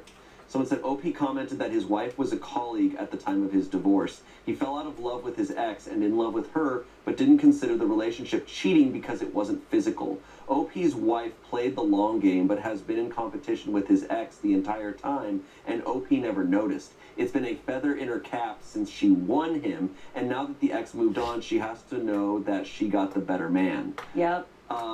Someone said, my immediate thought when reading this was OP's wife was the other woman. Good to know that my instincts are correct. Ooh. Yes, I was thinking that's an that. interesting element. I did not think about that. So, Wait, what? So, OP's wife, the 30-year-old woman who's jealous Yeah. in this story, she was the other woman. So he basically kind of cheated on his ex-wife with her. It's sounding like like an emotional affair with her. So now that the ex-wife has moved on and stuff, she's like, I'm not winning anymore. Like, Yeah. I won, but Totally. so It's also like that weird, not fetish, but it's just like that weird, like some people like the danger of it. Yeah. And when the danger is gone, when I'm not the other woman, when I'm the woman, yeah. Or the power of it sorry, all. I shouldn't say woman, when I'm the other person in the relationship, Sure. it's not the primary partner. But that makes so much sense. It's like it began as this like chase of like, oh, I need him to choose me outside of his Yeah. marriage. And now that he's done that, there's Yeah. this, again, like whole story that she's built up in her head. It makes me question how long this relationship has been going on. You know, if it's only been a year or so, she's his affair partner. This has all happened, but now it's like, okay, well, now you're just in a relationship. Yeah. And now it's not exciting to her anymore. So she's gonna move on, probably cheat on him Yeah. to someone else. And finding that thrill in Yes. Yeah. stalking the ex. Yep. Today's Reddit Stories is brought to you by Hungry Root. Spring is here, and if you're like me, it means your schedule is starting to get packed. Between balancing work, spring cleaning, spring travel, or just hanging out with your friends on the weekend, it's sometimes hard to make it to the grocery store. That's why I've turned to Hungry Root. Hungry Root recommends healthy groceries that align with your tastes, nutrition preferences, and health goals. From gluten-free and dairy-free to high-protein, anti-inflammatory, gut-friendly, and more. Some of my favorite items from my box this month were the Barnana Organic Dark Chocolate Banana Bites and the new Primal Buffalo Chicken Jerky Stick. When I opened the box, I saw that chicken jerky stick and I tore into that immediately. Then I had those banana bites all week, and I love eating a snack that I know is just like fruit. I'm like, this is healthy for me, and it's delicious. It's just awesome. I love Hungry Root. Take advantage of this exclusive offer. For a limited time, get 40% off your first box, plus get a free item in every box for life. Go to hungryroot.com/pitreddit and use code PITREDDIT. That's hungryroot.com/pitreddit, code PITREDDIT, to get 40% off your first box and a free item of your choice for life. hungryroot.com/pitreddit, code PITREDDIT. Back to the show. Okay, our next story. Ooh. This comes from True Off My Chest. I was once again left out of my daughter's birthday pictures, and I'm done talking to my husband about it. Oh. Oh no. This is sad. Pretty much as the title says, my daughter turned 5 in the middle of last week, but yesterday we had her birthday party. We had it at the local trampoline park since that's her favorite place right now. Because of my husband's work schedule, I did the majority of the planning. He did contribute financially, but I planned the theme, made the party reservation, ordered the cake, made the party favors, etc. My daughter is a huge daddy's girl, and thus he is the favorite parent. She's only 5, so I don't hold it against her by any means, but it still definitely hurts. For health reasons, I can't jump with my daughter, but my husband was. They both had a great time, and so did the other kids that were there. But just like previous years, I'm the one behind the camera. I take all the pictures every year, and I'm not in any of them. I've spoken to my husband about my feelings before, but all I get are empty promises of how he will do better. Last year, we rented a room at the local conference center for her party, and I asked my grandmother to take pictures of me and my husband holding our child while we sang happy birthday and cut the cake. Instead of pictures, she took a video. Once again, no pictures of me. Call me old-fashioned, but I like printing pictures for photo albums, and I can't exactly print off a video. So another year of no pictures. After yesterday's party, we decided to take her gifts home rather than open them at the party. The kids had a very limited time at the park, so rather than spend 20 minutes opening presents, we figured it would be better to take them home and open them there so the kids had more time to play. Even while opening presents, I was behind the camera. My husband didn't think once that I should be in any of them. By the end of the day, I was very upset, and I'll give my husband credit for knowing where I am. But then again, I wasn't really hiding it. I went to say goodnight to my daughter because I had to be up early the next day. He followed me to talk to me. He said, "What's wrong? What did I do?" I just looked at him and said, "It's what you didn't do for the 3rd year in a row." I went to the bedroom and he didn't follow me. I'm just done. I'm so sick of his empty promises of doing better. Besides little things like this, he's a good husband and an amazing father, but it genuinely feels like there are times when he doesn't think about me at all. And if anyone thinks, well, why don't you just ask him to take pictures? I shouldn't have to. I'd like to think that my husband would want pictures of me and our child together.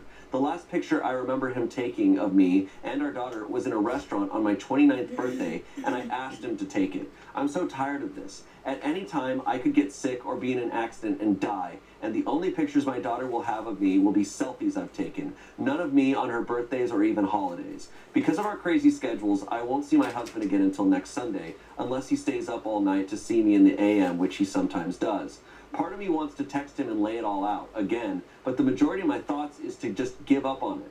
I told my husband it's the 3rd year in a row, but it's probably been more than that. I don't recall seeing any pictures of me and her on her birthday or me even being in the background. I'm just so hurt and tired of it. Thanks for reading. I'm like, Okay. pull yourself together. What? Yeah. I I think I've got it.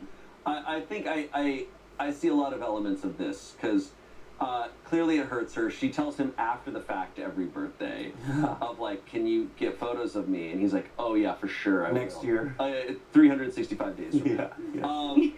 And then he does it, and it just sounds like he's a little like, just not the type to think about it. But I also understand she's hurt that she's like, I don't want to have to ask. Like, I want you to care for me and take photos of me because you know how important this is to me, but you're not doing it. However, out of all this, she's talking about like, it seems like in her quest to prove a point to him that she's correct in, she's not getting photos with her daughter on her birthday, and that matters to her so much. It sounds like she's giving up a little quickly. Like, the grandma took a video. It's like, okay, you got a video. She could have just handed the phone back and been like, can you also get some photos? Right. This one I think about a lot because in my family, my mom loves photos, and the majority of my family otherwise, we just don't take photos. Yeah. Right. Like, I'm really bad with taking photos.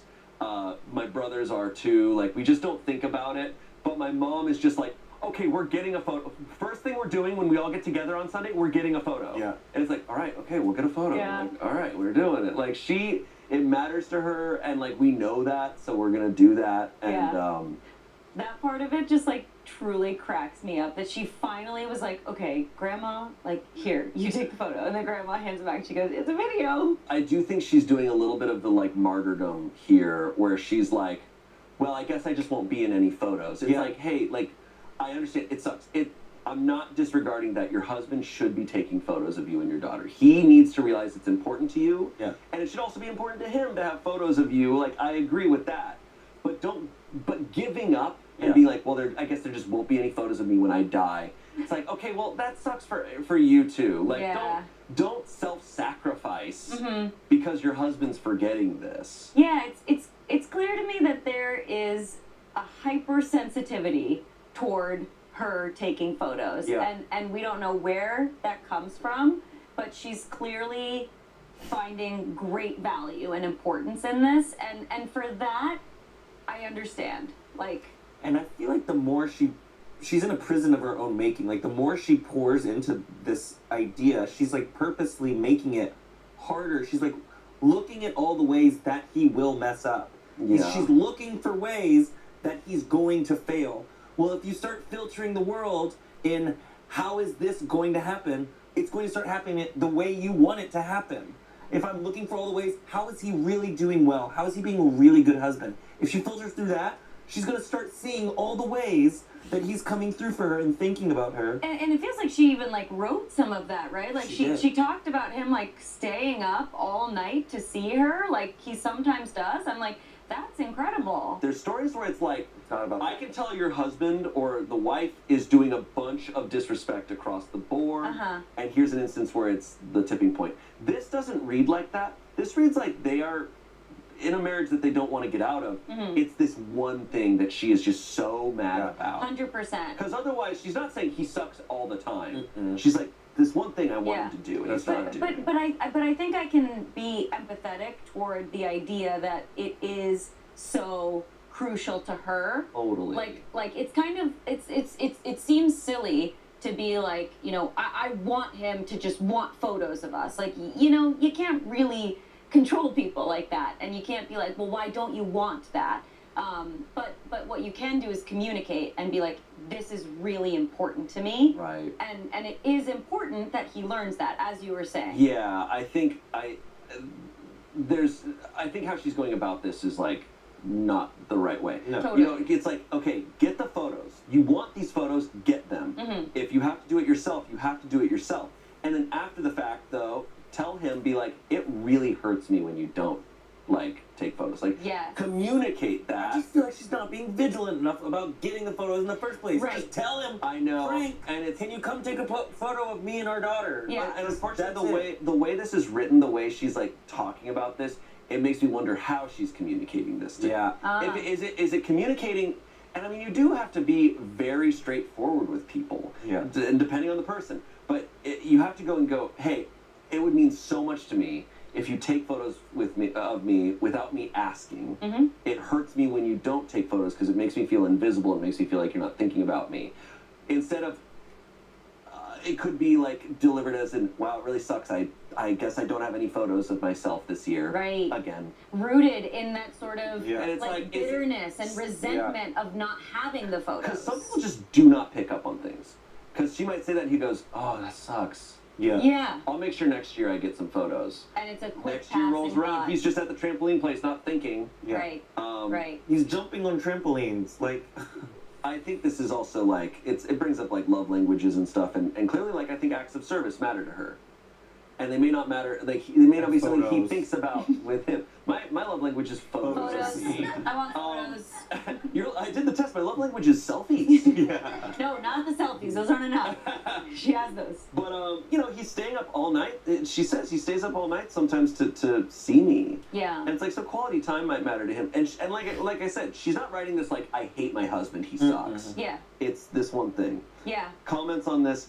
Your feelings are valid, but you kind of cut off your nose to spite your face here. You should have insisted on some photos. Sure, you should not have to ask, but the end result is no photos, and you can't take that back. Someone else said, yeah, it truly sucks to have to outright ask your partner to do something that you are already doing for them. But I've discussed this with my therapist before, and for things like this, sometimes the only way to actually get what you want is to be direct. If it was me, I'd stop my SO during the party, hand him my phone, and directly tell him to take some photos of me and my child together. I totally get OP's frustration, but it's better she be direct and ask than miss out on any more photos with her child because her husband doesn't take the initiative. Someone else said, this absolutely sucks and your husband needs to be better. I will suggest taking screenshots from the video of you and your daughter and printing them out. A lot of times videos actually look better photo-wise. I hope your husband starts respecting you more. OP said, thank you. I'll try to do that later. Hopefully the quality is good enough for me to get a couple of pictures. I don't know about this I don't know. quality The being video better. better. The That's- video picture. I think Grandma got on there and Yeah, commented. Yeah, we don't know what Yeah, grandma. I mean, Miss Grandma's like, I She need was to filming work. it. It was in 0.5 too. Yeah. There's the element too of like the possible jealousy of like the daughter really seemed to be a daddy's girl and like Right. liking to spend time with the No, dad. I forgot about the theme. I just feel like I understand.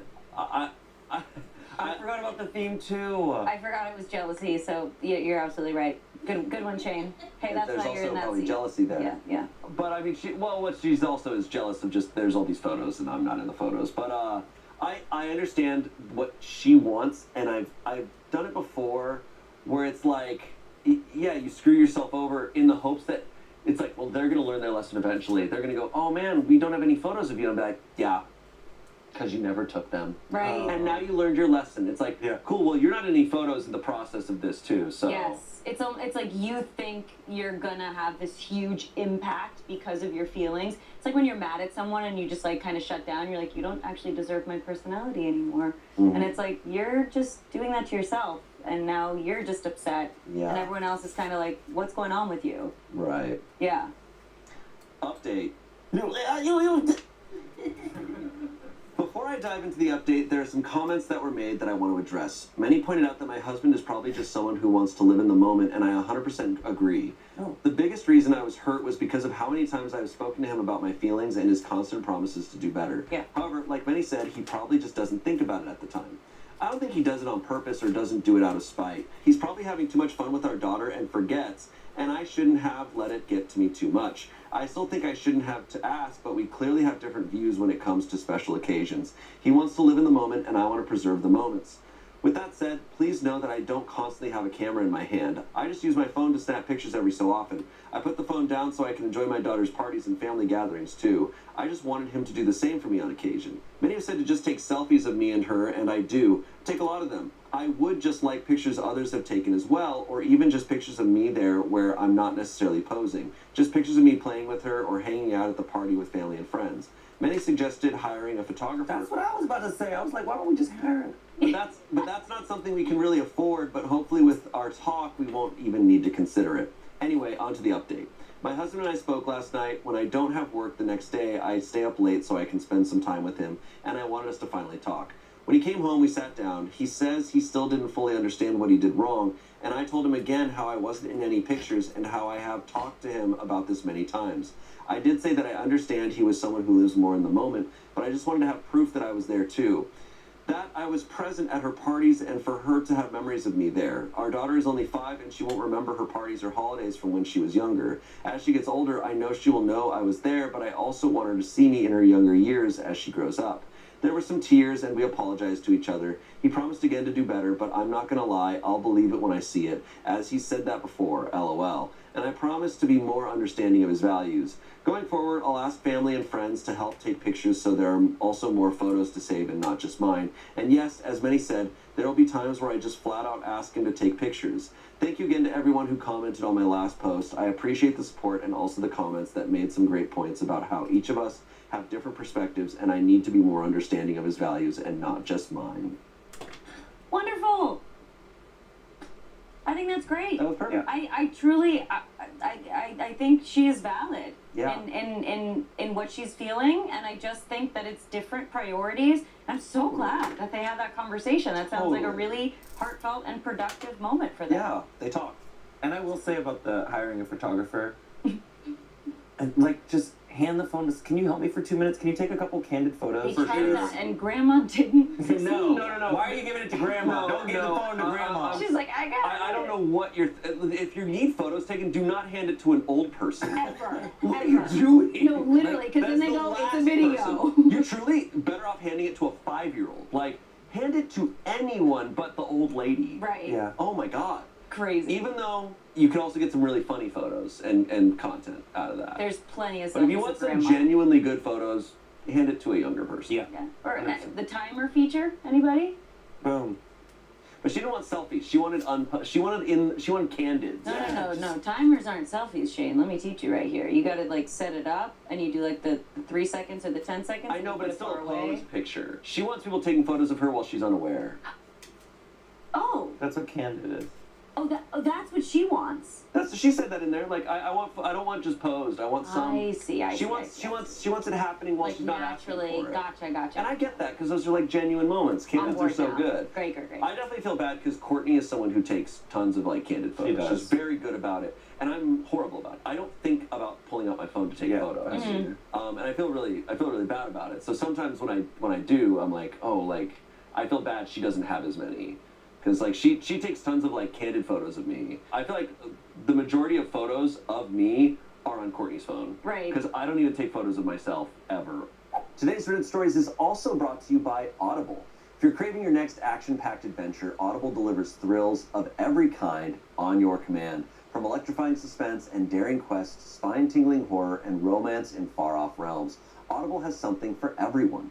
Additionally, Audible offers not only thousands of titles to choose from, but also podcasts and exclusive Audible originals. And what I love about Audible is that the app makes it easy to listen anytime, anywhere. You can listen in the car, while doing chores, during your workouts, you name it. I've listened to so many audiobooks on Audible. A few of my favorites are Filter World by Kyle Chayka that I just recently finished, and my overall favorite is I'm Glad My Mom Died by Jeanette McCurdy, which was really cool to listen to because it's narrated by Jeanette herself. Start your adventure today. Audible members can keep one title a month to keep from the entire catalog. New members can try Audible now free for 30 days and dive into a world of new thrills. Visit audible.com/SRRS or text SRRS to 500-500. That's audible.com/SRRS or text SRRS to 500-500 to try Audible free for 30 days. Audible, there's more to imagine when you listen. Back to the show. Our next story comes from Am I the Asshole? Am I the asshole for calling my sister a jealous hag because she got judgy over my husband making me an Easter basket? I believe as of this airing, Easter is tomorrow. So he is not risen. He has not rised yet. He has not.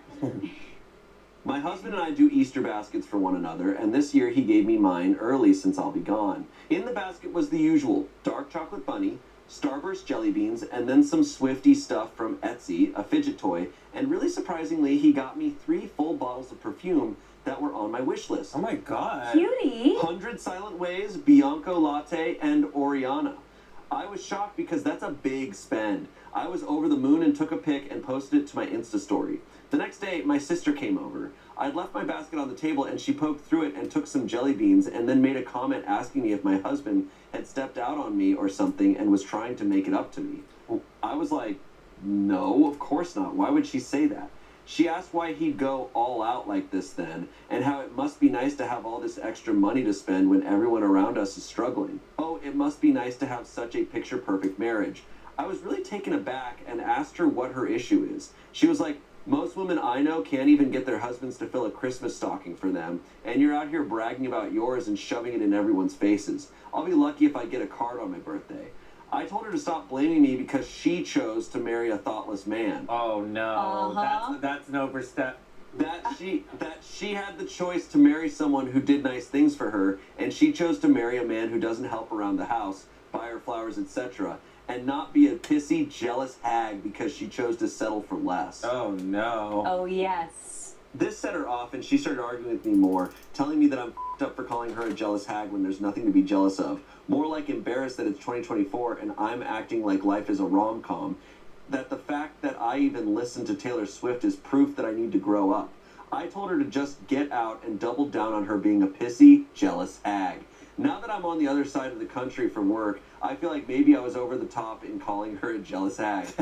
You're just jealous is the most annoying comeback in the world, and I used it on my own sister. She also typically texts me throughout her day, and she hasn't sent me anything since then, which means she is definitely still pissed. Am I the asshole? No, she's a jealous hag. You didn't need hag. You didn't mean hag, You but didn't mean sorry, hag. she was being a jealous hag. She was being jealous. No, I didn't get hag. I was getting pissy though. Hags can be extremely powerful. Yes. They're curses. They're curses. They Yeah. can be very powerful. They're 100%. formidable opponents. Yeah. It was a compliment. It was actually, I mentioned it as a compliment. I was trying to say something nice. I meant that you're cursed.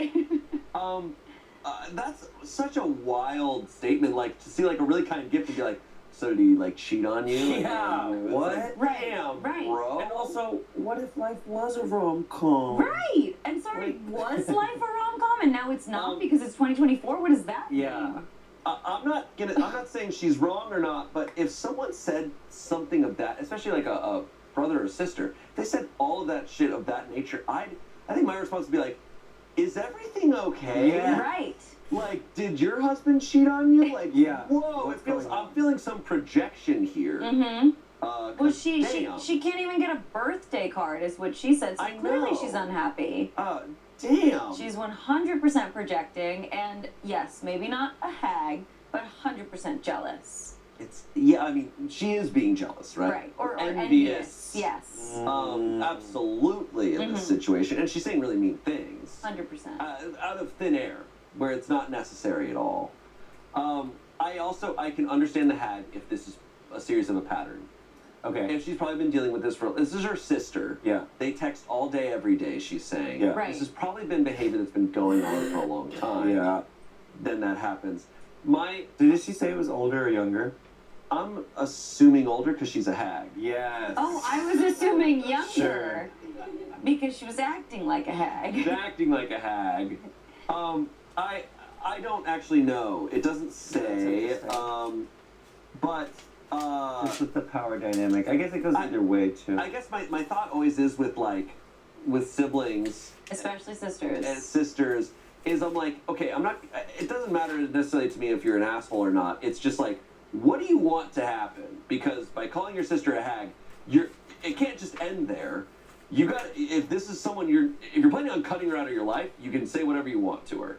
But if you guys are going to maintain a relationship for the rest of your life, like, you're going to have to resolve every argument and everything you say to each other. So, like, are you trying to make the situation more intense, or are you trying to, like... Yeah. That's why I'm not saying she's wrong for calling her a hag, as much as I'm like, eventually, do you want your sister to not be this way to you? Uh-huh. So I call her out on that behavior. Yeah. Calling her out on her behavior is totally warranted, but also being like, why are you saying these things? It certainly seems like a quick response, right? Totally. She was obviously just reacting out of anger. course. Because clearly her sister threw the first punch, so to speak. Yeah. She immediately saw this basket. What I'm getting from it is that she was like, oh my gosh, like, I wish my husband would do something like this. Like, he would never. And is sort of like, well, I need to protect myself and convince myself that this isn't what I want by being like, ew, who Yeah. would want this? Yeah. And bring her sister down, which affected her sister, obviously, and made her be like, why aren't you supporting me, you pissy jealous hag?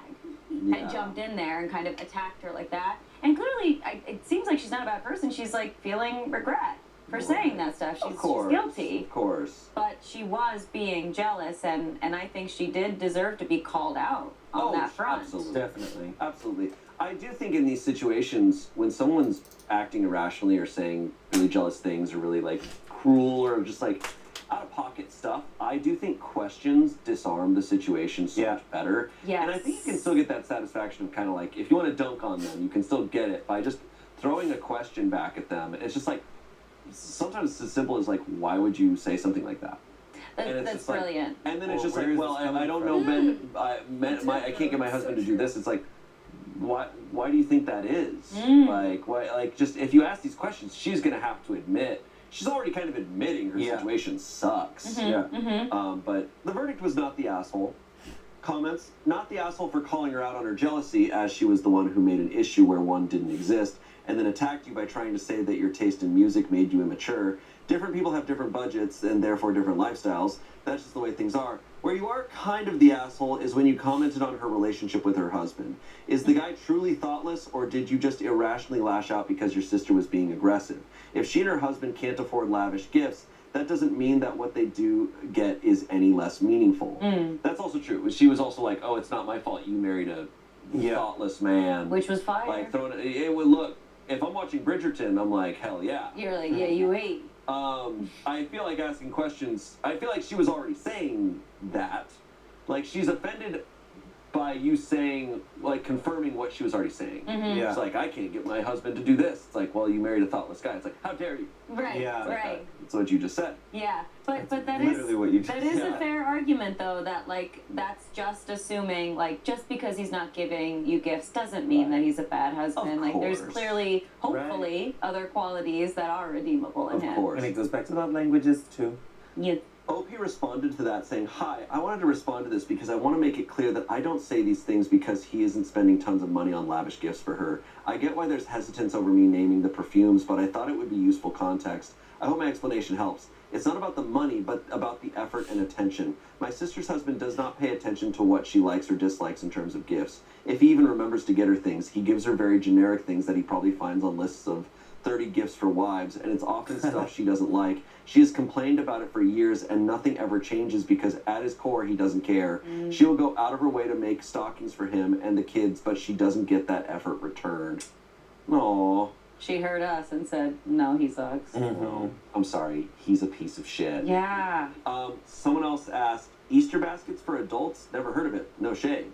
OP says, I don't think it's that common, but my mom always did it for my dad, and they have a really good and fun marriage. It's always been just really silly stuff dressed up in the old baskets we have. One year my mom didn't realize when Easter was and ended up giving my dad stuff from the pantry he forgot about, and he was over the moon because he didn't know we had beef jerky left. LOL. That's Wow. so sweet. That's very sweet. Yeah.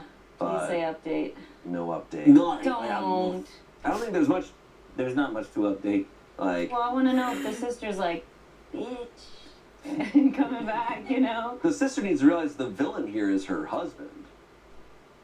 That's juicy. That That's is the juicy. case. Like, Juicy the shade. sister's getting mad at OP, but the real problem is her husband is a piece of shit. Is he a piece of shit? That's what the OP was just like. He's not really like thinking about her like at all. Because he's the Easter bunny. He has Easter to think about. There you go. He's got a bunch of eggs to deliver up in that basket. Bet you didn't think about that? That he did what did. Okay, our next story comes from relationship advice. I, a 28-year-old man, am considering leaving my girlfriend, who's 29, after she catfished me as a prank. Oh. Oh, Okay, I'm kind of in. I'm very much in. Yeah. I know. Okay, so OP's girlfriend catfished him as a prank. Yeah. Me and my girlfriend have been together for 2 years. I've always thought she was very sweet and kind, and I really appreciate how much she loves me. And while she sometimes got a little jealous, I didn't think it was a big deal. Hell, maybe I even enjoyed being doted on like that. It made me feel really attractive, which I never really felt I was. Recently, we attended a work event organized by my company, and we met one of my coworkers there. She works at a different branch, and we hardly ever talk outside of work emails and calls, but we get along well enough. This event was my girlfriend's first and only time meeting this coworker. On the way back from the event and the following day, my girlfriend was acting a little weird. She kept asking me about a work wife and asking if I thought that coworker was pretty and other stuff about her. I knew my girlfriend could get kind of jealous, and I did my best to calm her down. No, that woman isn't my work wife. I don't follow her on any socials. I don't even have her personal phone number. I don't think she's more beautiful than my girlfriend, and I am happy with my girlfriend, etc. She seemed to relax, and things got back to normal. A few weeks later, out of nowhere, I got a follow request on IG. My account is private, from my coworker. I approved and followed back. Her account is also private. That account was almost nothing but a few pictures of her in swimsuits, uploaded very recently. It didn't look like anything overtly sexy, just normal vacation pics. But there was nothing but vacation pics. It seemed weird, but I didn't really care. Then a few days later, she DM'd me on IG. It was just small talk, and I replied, but it wasn't flirty or anything, in my opinion. She kept reaching out every few days, and eventually it did seem to get kind of flirty. I told her this felt inappropriate, and I was in a relationship, and I'd appreciate if we kept things professional, which she seemed okay with. My girlfriend seemed extra affectionate the days after that, and while I didn't suspect anything at the time, you can all probably see exactly where this is going. Still, at the time I was happy, and my girlfriend even seemed to be better regarding her jealousy. But then last week, I got a follow recommendation on my IG. It was my coworker's account. This one wasn't private, and was just a normal IG account, and looking through it, that was where those swimsuit pics came from. Here they were, just a part of her normal IG account, which contained mostly normal pics, and not just swimsuit ones. Then I put two and two together. Before confronting my girlfriend, I talked to that coworker at work and asked for her IG account, and she gave me her normal one, which I followed. And indeed, she gave no indication that we ever interacted on IG before, so it became clear I was being catfished. I confronted my girlfriend then, and at first, when I was trying to be subtle, she denied everything outright. Then she shifted to gaslighting me about it and saying it was just a prank, or that it was a test, or that because she was cheated on before, she just needed to know that she could trust me. I told her that her being able to trust me was great, but how am I supposed to trust her now? She said that made no sense, and kept deflecting no matter how I tried to explain, going so far as to question how I even knew it was her if I wasn't cheating on her with my coworker. I told her that this was unfair and manipulative, and that I needed some time and went home. She's been texting and calling since, saying that I'm ruining a great relationship over nothing. I'm overreacting, and that when I finally realize how much she loves me, it might be too late, and it's not fair for me to throw everything we built over some skank. But that just feels incredibly manipulative to me, and like she doesn't get what she did wrong at all. So I'm conflicted between wanting to just cut and run and giving it another go. After all, we've been happy together for 2 years, but also, can trust be rebuilt after something like this? Woo! Second jealous hag. Shane. I'm like, Okay. All right. Pulling something out. Okay. And you got, throwing it out the taking out the window. trash, bitch. Wow. Gotta get in the cabinet, get the new. Yeah. The new one? Yeah. Put the coworker in there. Yeah. Yeah. Unfortunately, is a little obvious. Oh, it's She's gotta go. Unhinged behavior. Yes. And just it continued to get worse. The gaslighting, the being like, well, it was a test, it was a prank. I actually just needed to make sure because I'd been cheated on. You're gonna miss me. I'm the best thing that's ever gonna come to you. Bye. I'm gonna lie to you. I'm gonna test you without you knowing. I'm gonna pretend to be people I'm not. I'm gonna make your relationship with your coworker possibly weird. Yes. And just let's like think about that for a second of like creating an Instagram account for someone else, going on their profile, finding like the scandalous swimsuit Finding only pictures, the swimsuit photos. and just like and then the every few days the small talk until it eventually gets flirty. Do you have a job Yeah. Or Like- a hobby. or anything? It's a Find lot of something to time. do, girl. Yeah. Yeah, it'd be like Effort. it would be like, okay, the trust is broken, the lying, all this stuff, but at the end of the day, also, it's like you're also kind of a loser. Yes. Right. And I have the ick because you're a loser. Big ick. Big ick, because you're crazy town. I mean, it's like, what was best case scenario? Like, you catch it, or I guess that was best case scenario is that she doesn't. Yeah. I mean, but I've said it before. Like to me, like the cheating, the worst part of cheating is like the lying and stuff. Yeah. And